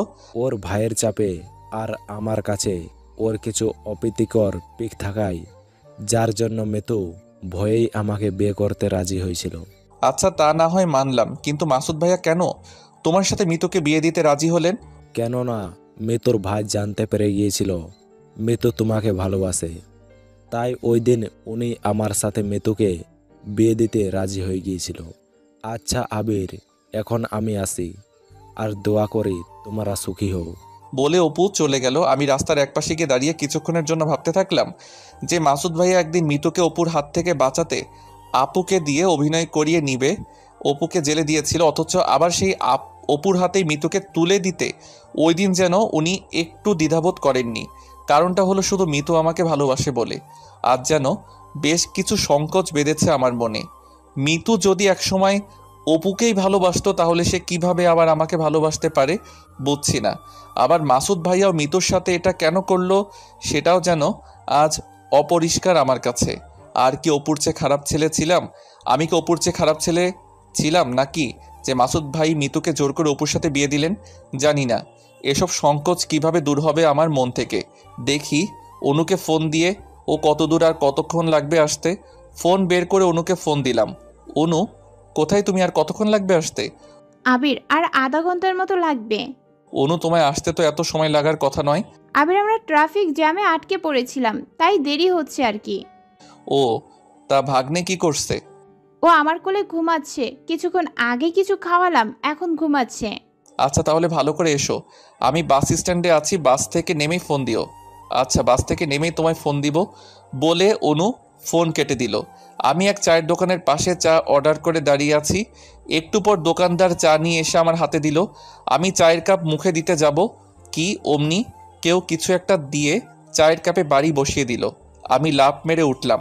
পাশে তাকাতে দেখি চল, 1 মাস জেল খেটে তোর শিক্ষা হয়নি দেখছি, এবার তোর সারা জীবন জেলেই কাটবে। বলে আমি কিছু বলার আগেই মিতুর ভাই আমাকে হাতে হাতকড়া পরিয়ে দিল। মানে আমি কি করেছি আর আমার অপরাধী বা কি? তোর অপরাধ কি তা থানায় গেলেই জানতে পারবি। না, আপনি তো বিনা দোষে আমাকে থানায় নিয়ে যেতে পারেন না। আগে আমাকে কোন অপরাধে থানায় নিয়ে যাবেন সেটা বলুন, নইলে কি করবি? বলে উনি আমার শার্টের কলার ধরে টানতে শুরু করে দিল। আমাকে জিপে উঠিয়ে নিয়ে থানায় নিয়ে গেল। জেলের ভিতর ঢুকিয়ে দিয়ে উনি একজন অফিসারকে বলল, এর নামে চার্জশিট তৈরি করুন। ওই পুলিশ অফিসার আমার অপরাধ বা কারণ জানতে চাইলে উনি বললেন, কিডন্যাপ? একজন মেয়েকে কিডন্যাপ ও তার উপর রাতভর অত্যাচারের জন্য ওর উপর নারী নির্যাতনের দায়ে চার্জশিট তৈরি করুন। কালকেই ওরে কোর্টে চালান করে দেওয়া হবে। নারী নির্যাতন মানে? আমি কাকে কিডন্যাপ ও নির্যাতন করেছি? আর একটা কথাও যদি মুখ থেকে বার করিস তাহলে তোকে এইখানেই মেরে পুঁতে ফেলবো। তোর ভাগ্য ভালো, তাই এখনো তোর ওপর হাত উঠায়নি। জানিস না কাকে কিডন্যাপ করেছিস তুই? তার মানে মিতু আবারও আমাকে এভাবে ফাঁসিয়ে দিল। আসলে মিতুকে এভাবে বিশ্বাস করাটা আমার মোটেও ঠিক হয়নি। 1 ঘন্টা না যেতেই মিতু সহ আমার আপু, আব্বু ও অনু আসলো। ভাইয়া, আবিরকে ছেড়ে দাও। কি বলিস? বোনও না তোকে? ভাইয়া, অনেক হয়েছে, আর না। আমি যা বলেছি সব মিথ্যা। আবির আমায় কিডন্যাপ করেনি, তাই তুমি ওকে ছেড়ে দাও প্লিজ। মিতুর কোথায়? ওর ভাইয়া আমাকে ছেড়ে দিল। আমি জেল থেকে বের হয়ে মিতুকে বললাম, আশা করি বাকিটুকু তোমার ভাইয়াকে বলে দিবা। আমরা সবাই তোমার ভাইয়ার আশায় পথ চেয়ে থাকবো। আমরা সবাই বাসায় চলে আসলাম। আপু মিসকাতকে পেয়ে অনেক খুশি। অনুকে সবাই যেন পারছে না মাথায় তুলে আদর করতে। আমার সৎমা তো বলেই বসলো, এমন একটা লক্ষ্মী মেয়ে আবিরের বউ হবে। অনেক মিষ্টি তুমি। আমি চেয়ে চেয়ে শুধু অনেক দেখছি। অনু যেন লজ্জায় লাল করে ফেলেছে ওর মুখটি। অনু এবার বলল, আমি আসি এবার। আপু আমায় অনুকে এগিয়ে দিয়ে আসতে বলল। আমি অনুকে এগিয়ে দিতেই ওর সাথে সাথে যাচ্ছি। দুজনেই চুপচাপ হেঁটে চলেছি। আজ আমার অনেক ইচ্ছেই হচ্ছে অনুকে কিছু বলার, কিন্তু কথাগুলো পেটে আসলেও যেন মুখ দিয়ে আর বার হচ্ছে না। অনুর বাসার কাছাকাছি চলে এসেছি, আর মাত্র 1 মিনিটের রাস্তা। এবার বুকে সাহস করে বলেই দিলাম অনুকে, অনু একটা কথা বলার ছিল তোমায়। বলো কি কথা? অনু, আসলে আমি আমার মনকে যতবারই প্রশ্ন করেছি সে উত্তর দিয়েছে তোমার মনটাকে সে গ্রহণ করতে চায়। আমার কথা শুনে অনু দাঁড়িয়ে গেল। আমিও কিছুটা ভয় পেয়ে গেলাম। অনু কিছুটা রোমান্টিক ভাব নিয়ে বলল, দেখো আবির, আমি ওসব শুনতে চাই না। এক কথায় আমি সোজা ওই 3টা শব্দ শুনতে চাই, বলবে কি? আমি তোমাকে ভালোবাসি অনু। আমিও তোমাকে ভালোবাসি আবির। 2 মিনিটের জন্য আমার আর অনুর চোখের ভাষায় কিছুটা কথা চলল। যদি ভালোই বাসো তাহলে ওই দিন 2টা চর মারায় এভাবে হারিয়ে গিয়েছিলে কেন অনু? কই হারিয়ে যাব কেন? শুধু বুক ভরা বিশ্বাস ও আকাশ ছোঁয়া ভালোবাসা নিয়ে তোমার পথ চেয়ে বসেছিলাম। আমি শুধু একটা কথাই ভাবতাম, আমি যদি সত্যি তোমাকে ভালোবেসে থাকি তাহলে একদিন না একদিন তোমাকে পাবোই। আমার সমস্ত অস্তিত্ব জুড়েই শুধু তুমি ছিলে আবির। তাই অনু, সত্যি আমায় এতটা ভালোবাসো? সত্যি আবির, আমি তোমাকে মন প্রাণ দিয়ে ভালোবাসি। অনুকে জড়িয়ে ধরতে সাহস পাচ্ছি না, তবে অনেক ইচ্ছা করছে অনুকে বুকের সাথে শক্ত করে জড়িয়ে ধরি। তবে আমার সেই সাহস যেন হচ্ছে না। আচ্ছা আবির, এবার আমি আসি তাহলে। অনু বাই বলে ওর বাসায় চলে গেল। আমিও বাসায় চলে আসলাম। এসে আমার রুমে গিয়ে শুয়ে শুয়ে ভাবছি, অনুকে বউ করতে পারলে সত্যি আমি অনেক ভাগ্যবান হব। ওর ভালোবাসায় আমার জীবনটা সুখে ভরে যাব। নিজের সুখের কথা ভাবতে গিয়ে যেন বুকের ভেতর কিছু একটা নাড়া দিয়ে উঠল। কল্পনার বেশে মনে হলো কেউ যেন আমায় বলছে, নিজের সুখের সংসার ও বউয়ের কথা ভাবছিস? তোর বোনের সংসারটা নিয়ে ভাব, তোর বোনের সুখ নিয়ে ভাব। আমার সুখ যেন হারিয়ে গেল। আমি বা আর কী করব?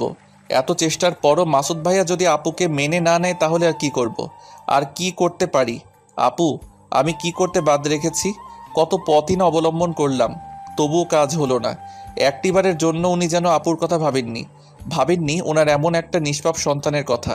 তবে আমার মনে হয় মিতু এবার সব কথা মাসুদ ভাইয়াকে খুলে বলবেন। উনি এবার আসবেন আমার আপুকে নিতে। আমার ভাগ্নেকে নিজের সন্তান পরিচয় দিয়ে উনি কোলে তুলে নেবেন। একটু পর অনু ফোন দিল। এ বাবু, কি করছো? বাবু মানে বাবুকে অনু? আরে, তোমাকে আদর করে বাবু নাম বলে ডাকলাম আর কি।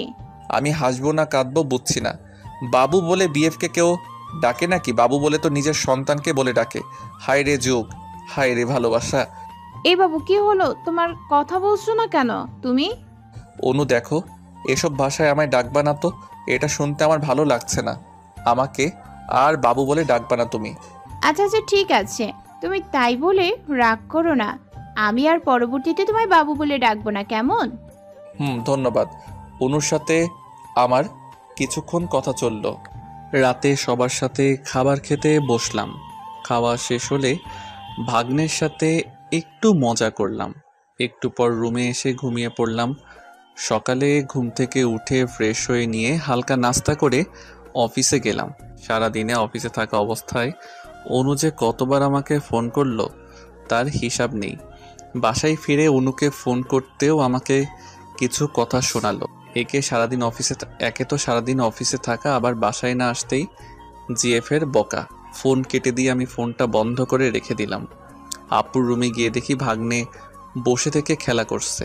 ওকে কোলে তুলে নিলাম। ভাই কখন ফিরলি? এই তো আপু, এখনই। ও যা, ফ্রেশ হয়ে আয়, আমি খাবার বাড়ছি। আম্মু কোথায় রে আপু? এইমাত্র রান্না সেরে রুমে গিয়েছে মনে হয়।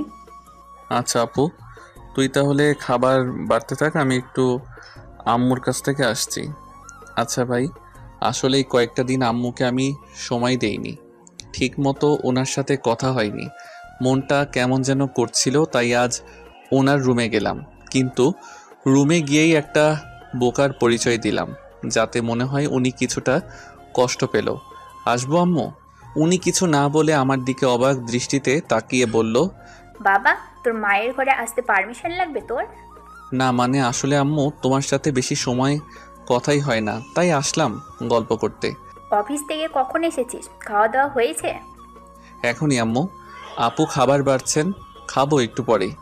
চল আগে খাবি, তারপর গল্প করব।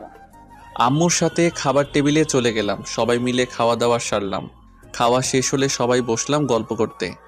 গল্প করা শেষ হলে আমি আমার রুমে আসলাম। ফোনটা অন করতে দেখি অনু 25টি মেসেজ করেছে, শুধু সরি সরি। অনুকে ফোন দিয়ে বেশ কিছুক্ষণ কথা বলে ঘুমিয়ে পড়লাম। সকালে ঘুম থেকে উঠে ওয়াশরুমে গিয়ে আমি ফ্রেশ হচ্ছি। আম্মু আমাকে ডাক দিয়ে বলল, দেখ তো আবির, বাইরে কে এসেছে, দরজা খুলে দে। আমি গিয়ে দরজাটি খুলতে আমার চোখ আকাশে উঠল। মাসুদ ভাইয়া ও তার বোন মিতু আজ প্রথমবারের মতো এসেছে আমাদের বাসায়। আমাকে কিছু না বলে মাসুদ ভাইয়া মাথা নিচু করে দাঁড়িয়ে থাকলো। আরে ভাইয়া, এভাবে দাঁড়িয়ে আছেন কেন? ভিতরে আসুন ভাইয়া। মাসুদ ভাইয়া আমার হাতে একটা মিষ্টির প্যাকেট ধরিয়ে দিল। ভাইয়া, এগুলোর কি দরকার? আসুন ভিতরে। মাসুদ ভাইয়ার সাথে সাথে মিতু পিছন পিছন বাসার ভিতরে ঢুকলো। মাসুদ ভাইয়া বাসায় ঢুকে এদিক ওদিক তাকাচ্ছে। ভাইয়া, এতিমদের বাসা কি দেখছেন? উনি হয়তো আমার কথায় কিছুটা অপমান বোধ করলো। আপু কোথায় তুই? এদিকে আয় তাড়াতাড়ি, দেখ কে এসেছে। ভাই একটু ব্যস্ত, আসছি একটু পর। আপু ওর রুম থেকে এই কথা বলল। মিতু সহ মাসুদ ভাইকে ডাইনিং রুমে আমরা বসতে দিলাম। আম্মু কোথায় তুমি? এদিকে আসো। আম্মু এসেই জানতে চাইলো, কে ওনারা বাবা? চিনছি না তো। আম্মুর না চিনবারই কথা, কেননা আম্মু তো জানে না মাসুদ ভাইয়া আপুর স্বামী কিনা। আরে আম্মু, উনি তোমার মেয়ের জামাই, আমার দুলাভাই। ও, তা বাবা কেমন আছো? মা, ভালো আছি। আপনারা কেমন আছেন? হ্যাঁ বাবা, ভালো আছি। উনি তোমার বোন বুঝি? মা, ও আমার ছোট বোন মিতু। আচ্ছা, তোমরা বসো। আম্মু মিষ্টির প্যাকেটটি ভিতরে নিয়ে গেল। ওই আপু, কি করিস? বাইরে আয়, এসে দেখে তো যা কে এসেছে। আসছি রে ভাই, তোর ভাগ্নে কোলে টয়লেট করেছে, শাড়িটা পাল্টিয়ে আসছি। একটু পর আব্বু আসলেন।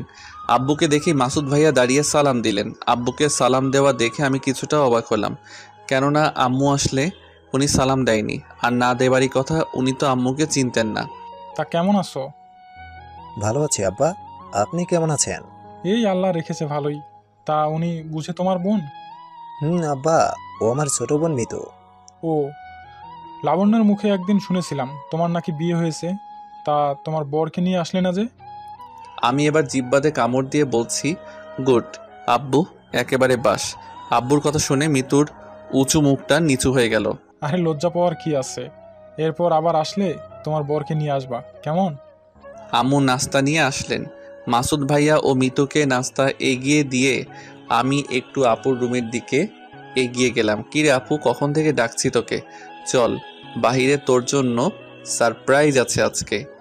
ভাই তুই কি সারপ্রাইজ দিবি আমি তার সব জানি, জানালা দিয়ে আমি সব দেখেছি। কি বলিস আপু, তুই দেখেও বাইরে আসতেছিস না? না ভাই। কেন আপু, তুই কি মাসুদ ভাইয়া আসাতে খুশি হস নাই? আপু কিছু না বলে চুপ করে দাঁড়িয়ে থাকলো। তুই বাইরে যা ভাই, আমি একটু পর আসছি। আসলে মাসুদ ভাইয়া, আসলে আপু যতটা খুশি হবে বলে আমি মনে করেছিলাম তা নয়। আপুর চোখ মুখ আজ অন্য কোনো কথা বলছে। আমি আপুর রুম থেকে চলে আসলাম। অনু ফোন করলে আমি একটু আমার রুমের দিকে গেলাম। অনুর সাথে একটু কথা বলে ডাইনিং রুমের দিকে আসতেই দেখি মাসুদ ভাইয়া আব্বুর হাত ধরে বসে আছে। আরে বাবা, এগুলো কি করছো? ছাড়ো ছাড়ো, আমরা তো রাজি। তুমি লাবণ্য মাকে গিয়ে বলো, ও যেতে চাইলে আমরা না করব না, আমরা সবাই রাজি। আব্বু আমাকে ইশারা করে আপুকে ডাকতে বলল। আমি আবার আপুকে ডাক দিলাম। আপু আসলো না। আপু কেন আসছে না আমার আর বুঝতে বাকি রইল না। আমার মনে হচ্ছে আপু মাসুদ ভাইয়ার বাসায় যাবে না, আর এই জন্যে আপুকে বারবার ডাকা সত্ত্বেও আপু বাইরে আসছে না। আচ্ছা আব্বা, আমি দেখছি বলে মাসুদ ভাইয়া আপুর রুমে গেল। আমরা সব ডাইনিং রুমে দাঁড়িয়ে থাকলাম। একটু পর আপুর রুম থেকে পরপর ঠাস ঠাস করে শব্দ আসলো। মনে হলো আপু বা মাসুদ ভাই কে যেন কাউকে চর মেরেছে। আমারই বাড়িতে এসে আমারই বোনকে আজকে যদি মাসুদ ভাইয়া গায়ে হাত দেয় তাহলে একদম ঠিক হবে না। আজকে উনার কিছু না বলি আব্বু আমাকে আটকাতে চাইলেও আমি দৌড়ে আপুর রুমে গেলাম। গিয়ে দেখি যা ভেবেছি তার উল্টো। মাসুদ ভাইয়া গালে হাত দিয়ে দাঁড়িয়ে আছেন, তার মানে চরটা আপুই মেরেছে বুঝলাম। তো আমি আর কিছু না বলে চুপ করে দাঁড়িয়ে রইলাম।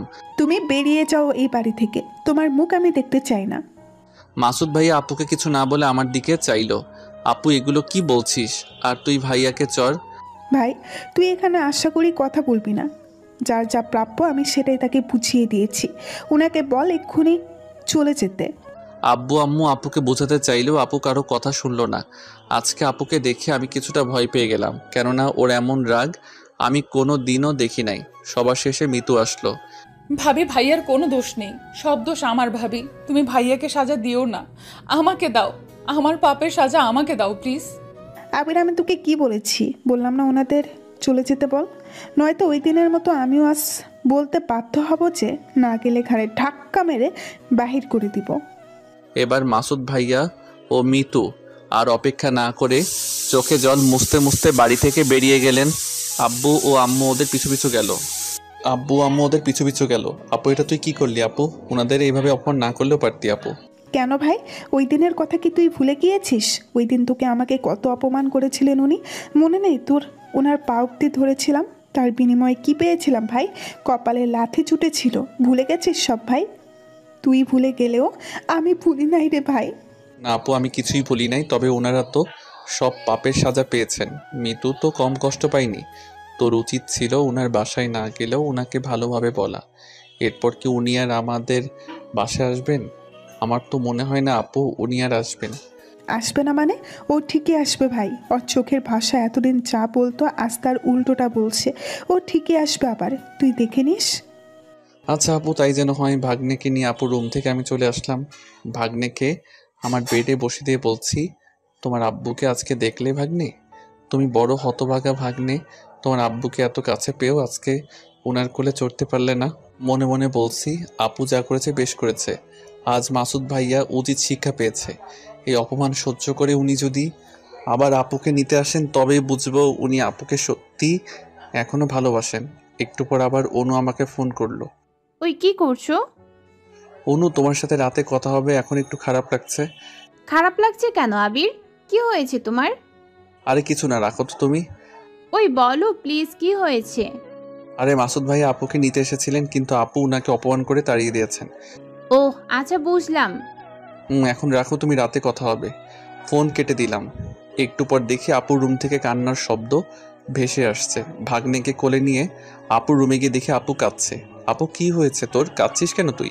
ভাই আজকে ওনাকে আমি এই হাত দিয়ে মারলাম, আমি কি করলাম ভাই? আপু কাঁদিস না তো তুই, উনি আবার আসবেন দেখিস। আপু কান্না থামালে ভাগ্নেকে আপুর কোলে দিয়ে আমি রুমে চলে আসলাম। একটু পর ফোনটা বেজে উঠলো। ফোন হাতে নিয়ে দেখি মাসুদ ভাইয়া ফোন করেছেন। আমি ফোন ধরে কিছুক্ষণ কথা বললাম।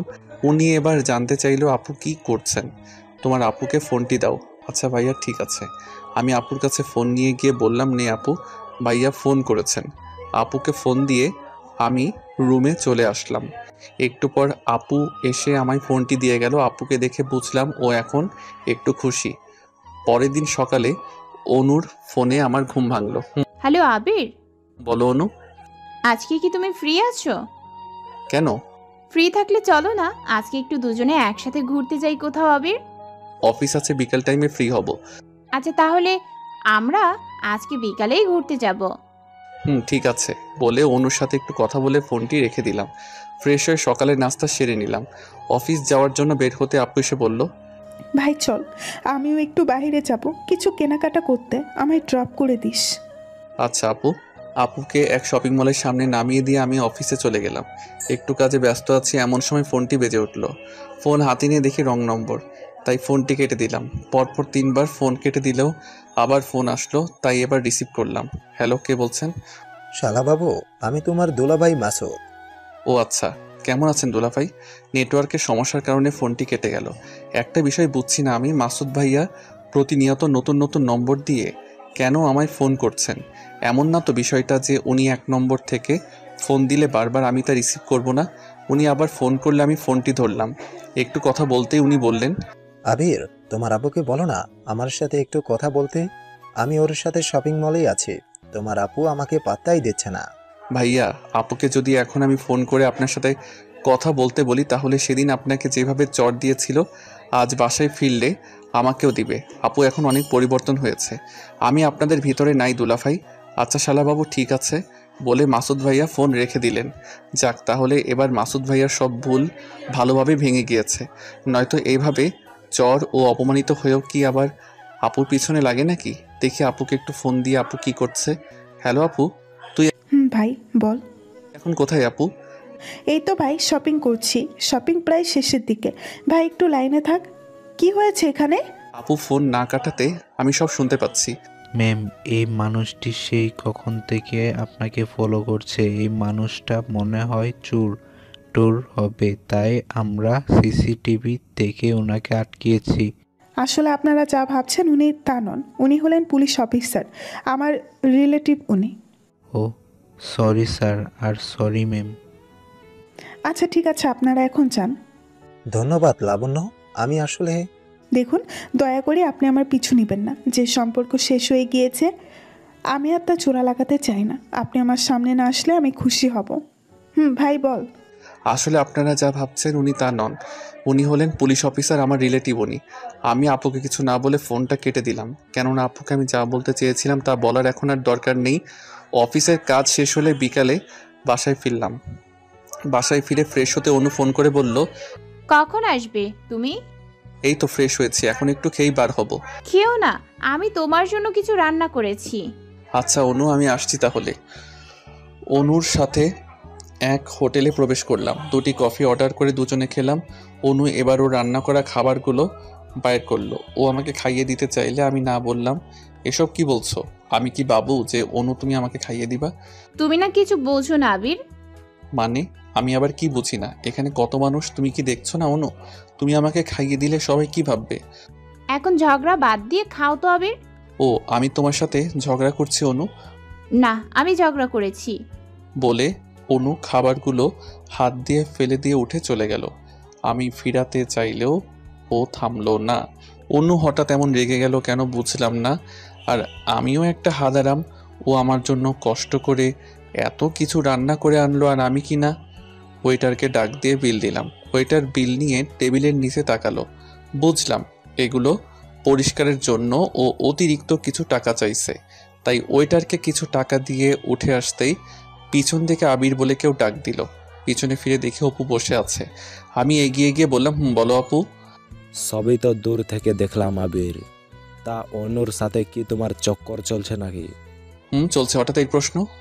না, এমনি মিতুকে ছেড়ে অনুকে নিয়ে পড়লে তাই আর কি। অপু, মিতুকে ছেড়ে মানে? মিতুকে কি আমি ভালোবাসি নাকি যে ওকে ছাড়বো আমি? আর মিতু তোমার বিয়ে করা বউ। সো এমন সেকেন্ড হ্যান্ড আমার কেউ হতে পারে না, বুঝেছো? পরবর্তীতে কথাবার্তা একটু সাবধানে বলবা। ঠিক আছে? আরে আবির, তুমি রাগ করছো কেন? অপু, আমি আর কিছু না বলে বাসায় চলে আসার জন্য বেরিয়ে আসতে দেখি অনু আমার জন্য দাঁড়িয়ে আছে। আমি অনুকে দেখেও না দেখার ভান করে পাশ দিয়ে যেতে ও আমাকে পিছন থেকে এসে জড়িয়ে ধরলো। Sorry sorry sorry Abir, please আর এমন করব না আমি। আচ্ছা ঠিক আছে, এখন ছাড়ো, আমায় মানুষ দেখছে সব। অনু আমাকে ছেড়ে দিল। তুমি না পুরাই আনরোম্যান্টিক আবির। আমি আনরোমান্টিকই। তোমার সমস্যা কোনো? সমস্যা কেন হবে? আর শুধু শুধু রাগ করছো কেন? সরি বলেছি তো। আচ্ছা চলো এবার বাসার দিকে যাই। একটা রিক্সাতে অনু আমি উঠলাম। গল্প করতে করতে ওর বাসার সামনে আসলে অনুকে নামিয়ে দিয়ে আমি বাসায় চলে আসলাম। বাসায় ঢুকতে মিতুকে দেখে আব্বু আম্মুর সাথে ডাইনিং রুমে বসে গল্প করছে। মিতুর কোলে আমার ভাগ্নে। আমাকে দেখে মিতু ওর মুখটি নিচে নামিয়ে নিল। আম্মু, মাসুদ ভাইয়া এসেছেন নাকি? বাবা, উনি লাবণ্যের রুমে। ও, তা কখন এসেছেন আম্মু? ওনাদের আসা তো অনেকক্ষণই হলো বাবা। ও, খাওয়া দাওয়া হয়েছে আম্মু? না, হয়নি, সবাই একসাথে খাবো বলে বসে আছি। হঠাৎ আপু আর মাসুদ ভাইয়াকে একসাথে রুম থেকে বের হতে দেখে আমার মনে হলো তার মানে আপু মাসুদ ভাইয়াকে মেনে নিয়েছেন। আমি রুমে ফ্রেশ হতে চলে গেলাম। ফ্রেশ হয়ে এসে দেখি সবাই খাবার টেবিলে বসে আছে। আমিও গিয়ে সবার সাথে খেতে বসলাম। খেয়াল করে দেখি আপু আর মাসুদ ভাইয়া খাওয়া বাদ দিয়ে চোখের ভাষায় কথা বলছে। কি দুলাভাই, খাবার ঠান্ডা হয়ে যাচ্ছে তো খেয়ে নিন। আমার কথা শুনে মাসুদ ভাইয়া একটু লজ্জা পেয়ে গিয়ে বললেন, ও হ্যাঁ শালাবাবু। সবার খাওয়া শেষ হয়ে গেল। আমি ভাগ্নেকে নিয়ে মজা করছি, এমন সময় আপু এসে বলল, ভাই, উনি তো আমায় নিতে এসেছেন, আমি যাব কি? আপু অবশ্যই যাবি তুই, কেননা মাসুদ ভাইয়া এখন ওনার সব ভুল বুঝতে পেরেছেন। আচ্ছা ভাই, আমি তাহলে রেডি হই। আপু যা, তুই রেডি হ। আপু রেডি হয়ে গেল। মাসুদ ভাইয়া ও আপু গাড়িতে বসে আছে। মিতুর আসতে দেরি হচ্ছে দেখে আপু আমাকে বলল, দেখ তো ভাই, মিতু কোথায়? আচ্ছা আপু। আমি বাড়ির ভিতরে এসে দেখি মিতু আমার রুমে। আমি দরজায় দাঁড়িয়ে মিতুকে বললাম, মিতু তোমার জন্য সবাই অপেক্ষা করছে, বাইরে চলো। মিতু আমার কথা শুনে আমার দিকে ঘুরে তাকালো। সরি আবির, আমাকে তুমি ক্ষমা করে দাও, আমি অনেক পাপ করেছি তোমার সাথে। আরে কিসের পাপ, আমি তোমাকে ক্ষমা করে দিয়েছি তো। এখন চলো। ভাইয়া ও আপু গাড়িতে বসে আছে। মিতু আমার পাশ দিয়ে বেরিয়ে গিয়ে আবার হঠাৎ থেমে গেল। পিছন ফিরে এসে আমাকে জড়িয়ে ধরলো। আরে আরে মিতু, এসব কি করছো? মিতু ছাড়ো বলছি আমায়। আবির, আমি বাসায় যেতে চাই না, প্লিজ তোমার বুকে আমায় একটু জায়গা দাও। আমি ভুল মানুষের পেছনে ছুটতে ছুটতে এখন বুঝেছি আসলে প্রকৃত ভালোবাসাটা কাকে বলে। আমাকে ক্ষমা করে দিয়ে তোমার আপন করে নাও প্লিজ আবির। ছি মিতু, এসব কি বলছো তুমি? আর আমাকে ছাড়বে কি? সবাই এসে দেখে ফেললে আজকে আবার উল্টাপাল্টা কিছু বুঝে বসবে। ছাড়ো বলছি। মিতু আমাকে ছেড়ে দিয়ে বলল, আবির, তোমাকে আমি ভালোবাসি, তোমাকে পাওয়ার জন্য, আমির হক নষ্ট না করার জন্য। ওই দিন অপুকে বিয়ে করে বাসর রাতেও আমাকে স্পর্শ করতে দেইনি। আমার জীবনের শুধু এখন দুইটাই লক্ষ্য, এক তোমার বউ হওয়া আর নয়তো মরে যাওয়া। দেখো মিতু, পাগলামি করো না, মাথা থেকে সব ভূত ঝেড়ে ফেলো। আমি যা বলছি তাই করব। মিতু চোখে জল নিয়ে চলে গেল। আমি ওর পিছন পিছন এসে ওদের বাই জানালাম। ওরা সবাই চলে গেল। আমরা বাসায় ঢুকতেই বাসাটা কেমন জানি ফাঁকা ফাঁকা লাগছে। এতদিন বাসাটা আনন্দে ভরপুর ছিল। মা ভাগ্নেকে নিয়ে সারাক্ষণ মজা করত, বাসায় কত চিল্লাচিল্লি হতো। আর আজকে যেন বাসাটি নীরবতায় রূপ নিল। আমি রুমে চলে গেলাম। মতু আমাকে পাওয়ার জন্য আবার উল্টোপাল্টা কিছু করে বসবে না তো? ও আবার আপুর সংসারে ঝামেলা পাকিয়ে দিবে না তো? এসব ভাবতে ভাবতে আমার খুব টেনশন হতে লাগলো।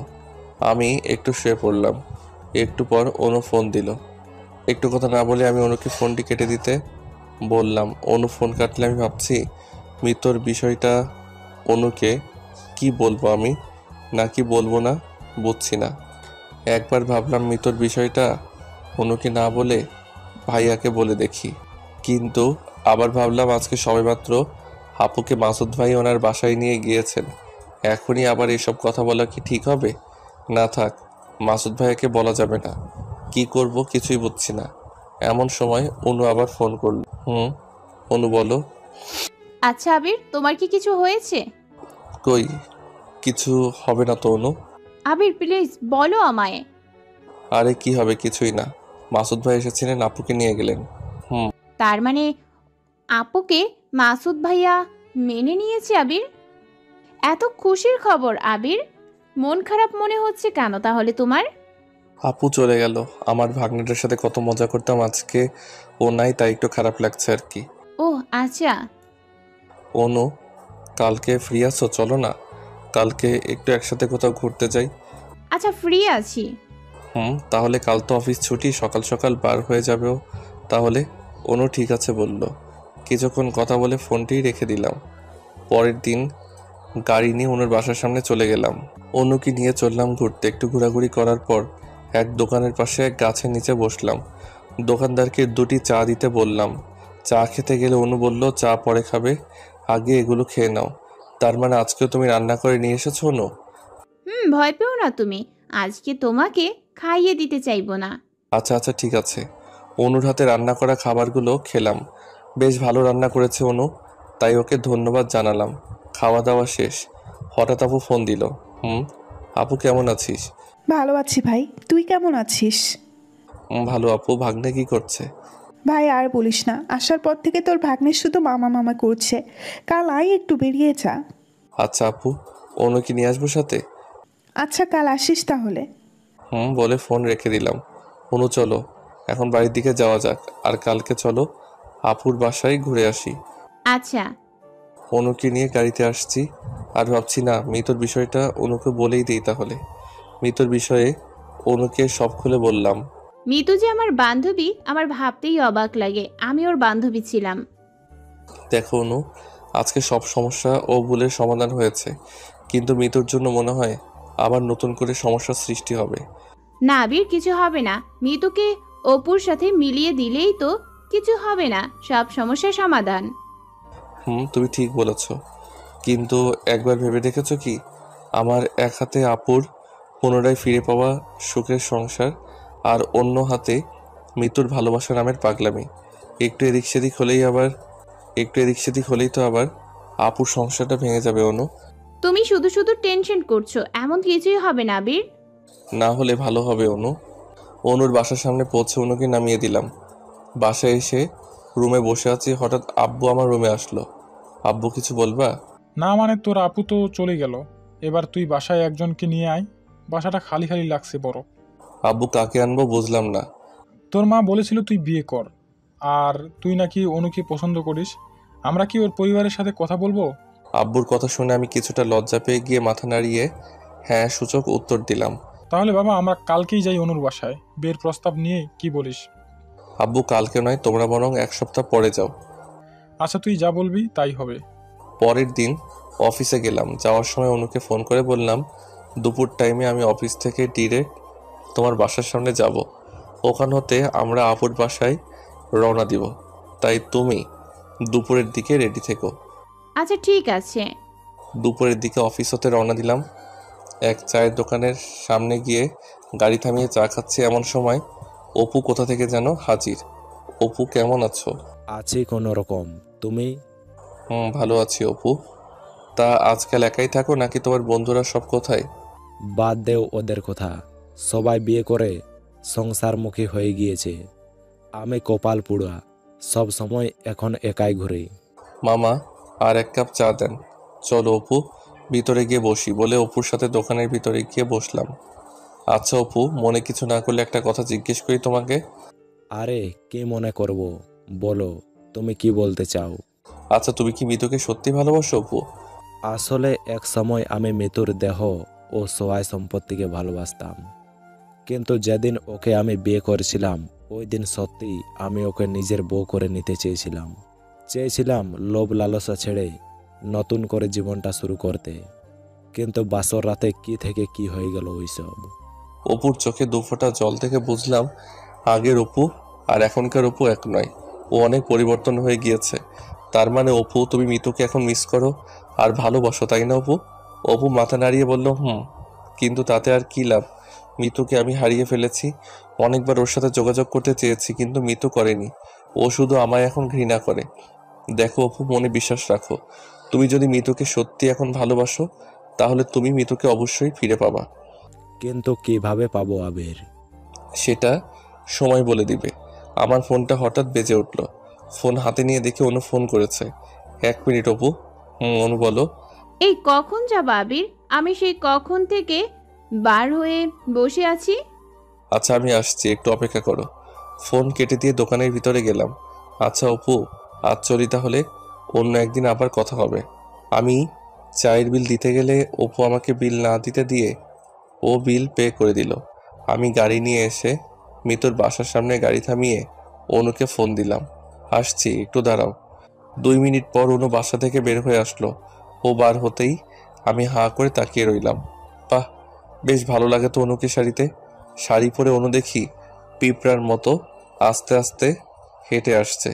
ওর হাঁটা দেখে আমি হা হা করে হেসে দিলাম। আমার হাসি দেখে অনু গাড়ির কাছে এসে জানালা দিয়ে বলল, এই শোনো, একদম হাসবে না বলে দিলাম। প্রথমবার শাড়ি পরেছি। আচ্ছা ওঠো। অনু শাড়িতে তোমাকে বেশ সুন্দর লাগছে। তাই নাকি? ধন্যবাদ মিস্টার। মনে হচ্ছে কি জানো অনু, মনে হচ্ছে তুমি বিয়ে করা কার যেন বউ। আর বউ মানে? তোমার বউ আমি, তোমার ফিউচার বউ আমি। অনু আসার সময় এক দোকানে অপুর সাথে দেখা হয়েছিল। ও আচ্ছা।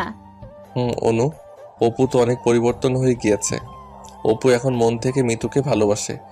ও তাহলে তো ভালোই হবে। মিতুর সাথে অপুকে আমরা মিল করে দিব। কিন্তু মিতুকে রাজি করাতে পারবো কি আমরা অনু? অবশ্যই পারবো আবির। আচ্ছা। আবির শোনো না, একটা কথা। বলো অনু। আবির, তুমি আমাকে কবে তোমার বউ করে নিবা? খুব শীঘ্রই তোমাকে বউ করে নিব আমি। আব্বু আজকে সকালে তোমার আমার বিয়ের বিষয়ে কথা বলছিল। আগামী সপ্তাহে আমার পরিবার বিয়ের প্রস্তাব নিয়ে তোমাদের বাসায় যাবে। কি বলো আবির, সত্যি? সত্যি। বাবু। আমি কিছু বুঝে ওঠার আগেই অনু আমাকে পুরো 10 সেকেন্ডের একটা চুমু আমার গালে বসিয়ে দিল। অনুকে আমি এক ঝাঁকি দিয়ে বললাম, এসব কি অনু? দেখ, তুমি একদম আনরোম্যান্টিক আবির। আমার হবু বরকে আমি চুমু দিয়েছি, তাতে কি হয়েছে? দেখো অনু, বিয়ের আগে এসব রোমান্টিকতার নামে লুচ্চামি করা হারাম। আমি চাই না বিয়ের আগে তোমাকে স্পর্শ করে দেখতে, রোমান্টিকতার নামে এমন নষ্টামি করতে। আর তুমি সবসময় আমাকে আনরোমান্টিক বলো, তাই না? আগে বউ হও, তারপর বুঝবে আমি রোমান্টিক নাকি আনরোমান্টিক। সারাদিন শাড়ির আঁচল টানবো। ও আচ্ছা, তাই? আমিও দেখবো তাহলে। আপুর বাসায় পৌঁছে গেলাম। গেট দিয়ে দুটো হর্ন দিতেই দারোয়ান গেট খুলে দিল। আমি গাড়ির জানালা দিয়ে মাথা বার করে বললাম, কেমন আছেন চাচা?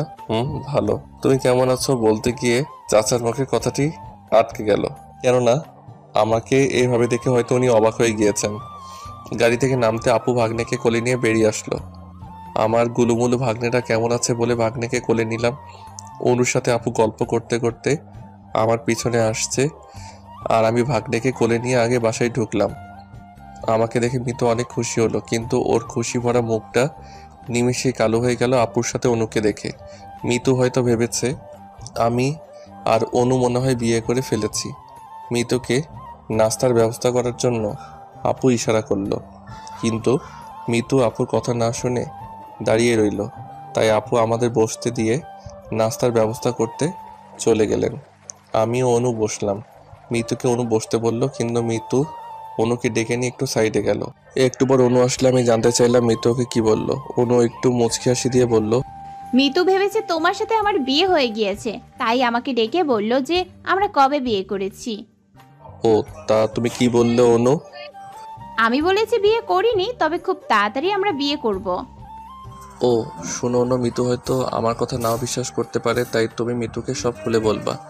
তোমার আমার ভালোবাসার কথা বলবা। আশা করি ও একজন মেয়ে হয়ে তোমার সব কথাও বুঝবে। আর অপুর বিষয়টাও মিতুকে বলবা। আবির, সব বলবো আমি আজকেই মিতুকে। সব বললে কেমন হয় আবির? আজকে তো বলতে হবে, কেননা আমরা তো সন্ধ্যার দিকে বাসায় চলে যাব। আবির, আমার মনে হয় তোমার আপুকেও আমাদের সব জানানো উচিত।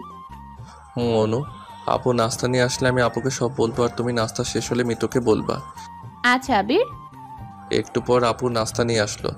আমি নাস্তা খেতে খেতে আপুকে সব কথা খুলে বললাম। আপু সব কথা শুনে আপু বলল, ভাই মিতুর সব মেনে নিলেও তো দুলাভাইকে আবার অপুকে মেনে নেবেন অপু আর মিতুর সম্পর্কটাকে আবার? আপু আমি কিছু জানি না, দুলাভাইকে কিভাবে রাজি করাবি সেটা তোর দায়িত্ব। আচ্ছা ভাই, তো দুলাভাই বাসায় ফিরলে আমি সব কথা খুলে বলবো।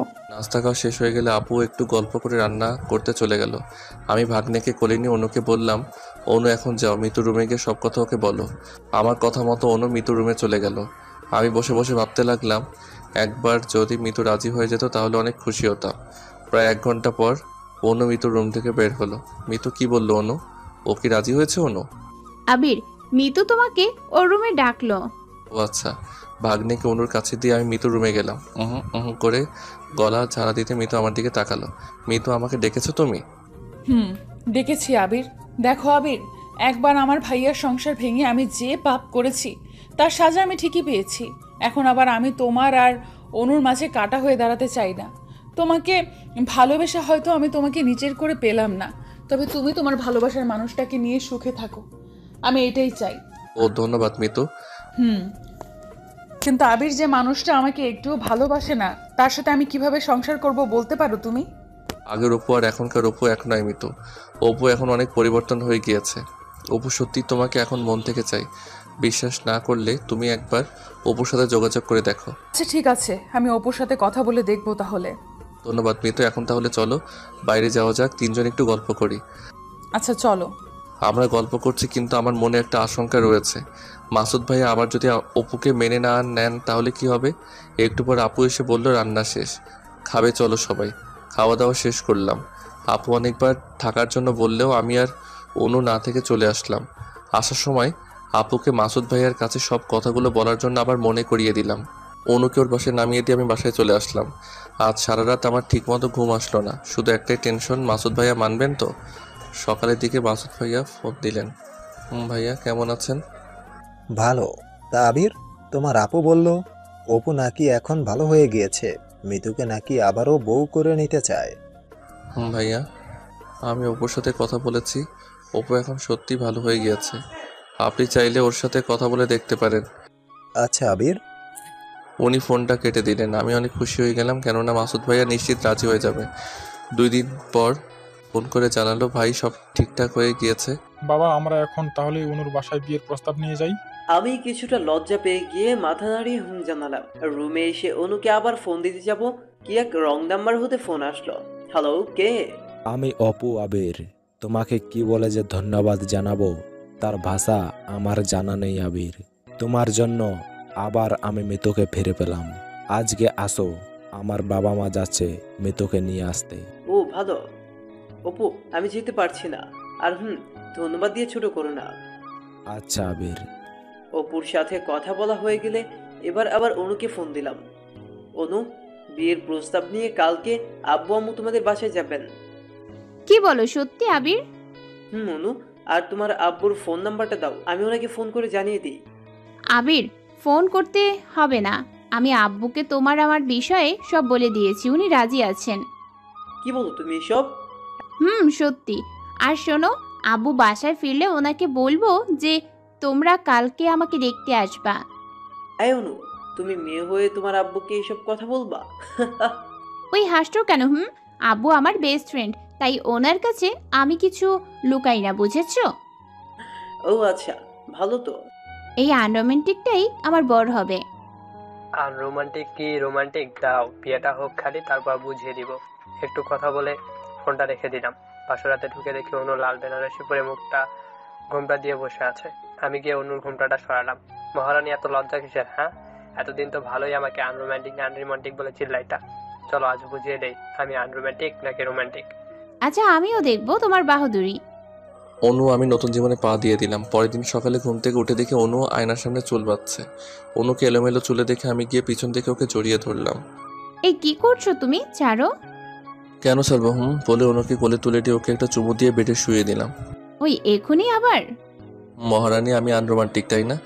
রাতে তো বুঝিয়েছি, এখন আবার একটু বুঝাই দিই কেমন? আচ্ছা বাবু। কি আজ আবার বাবু বলে ডাকলে?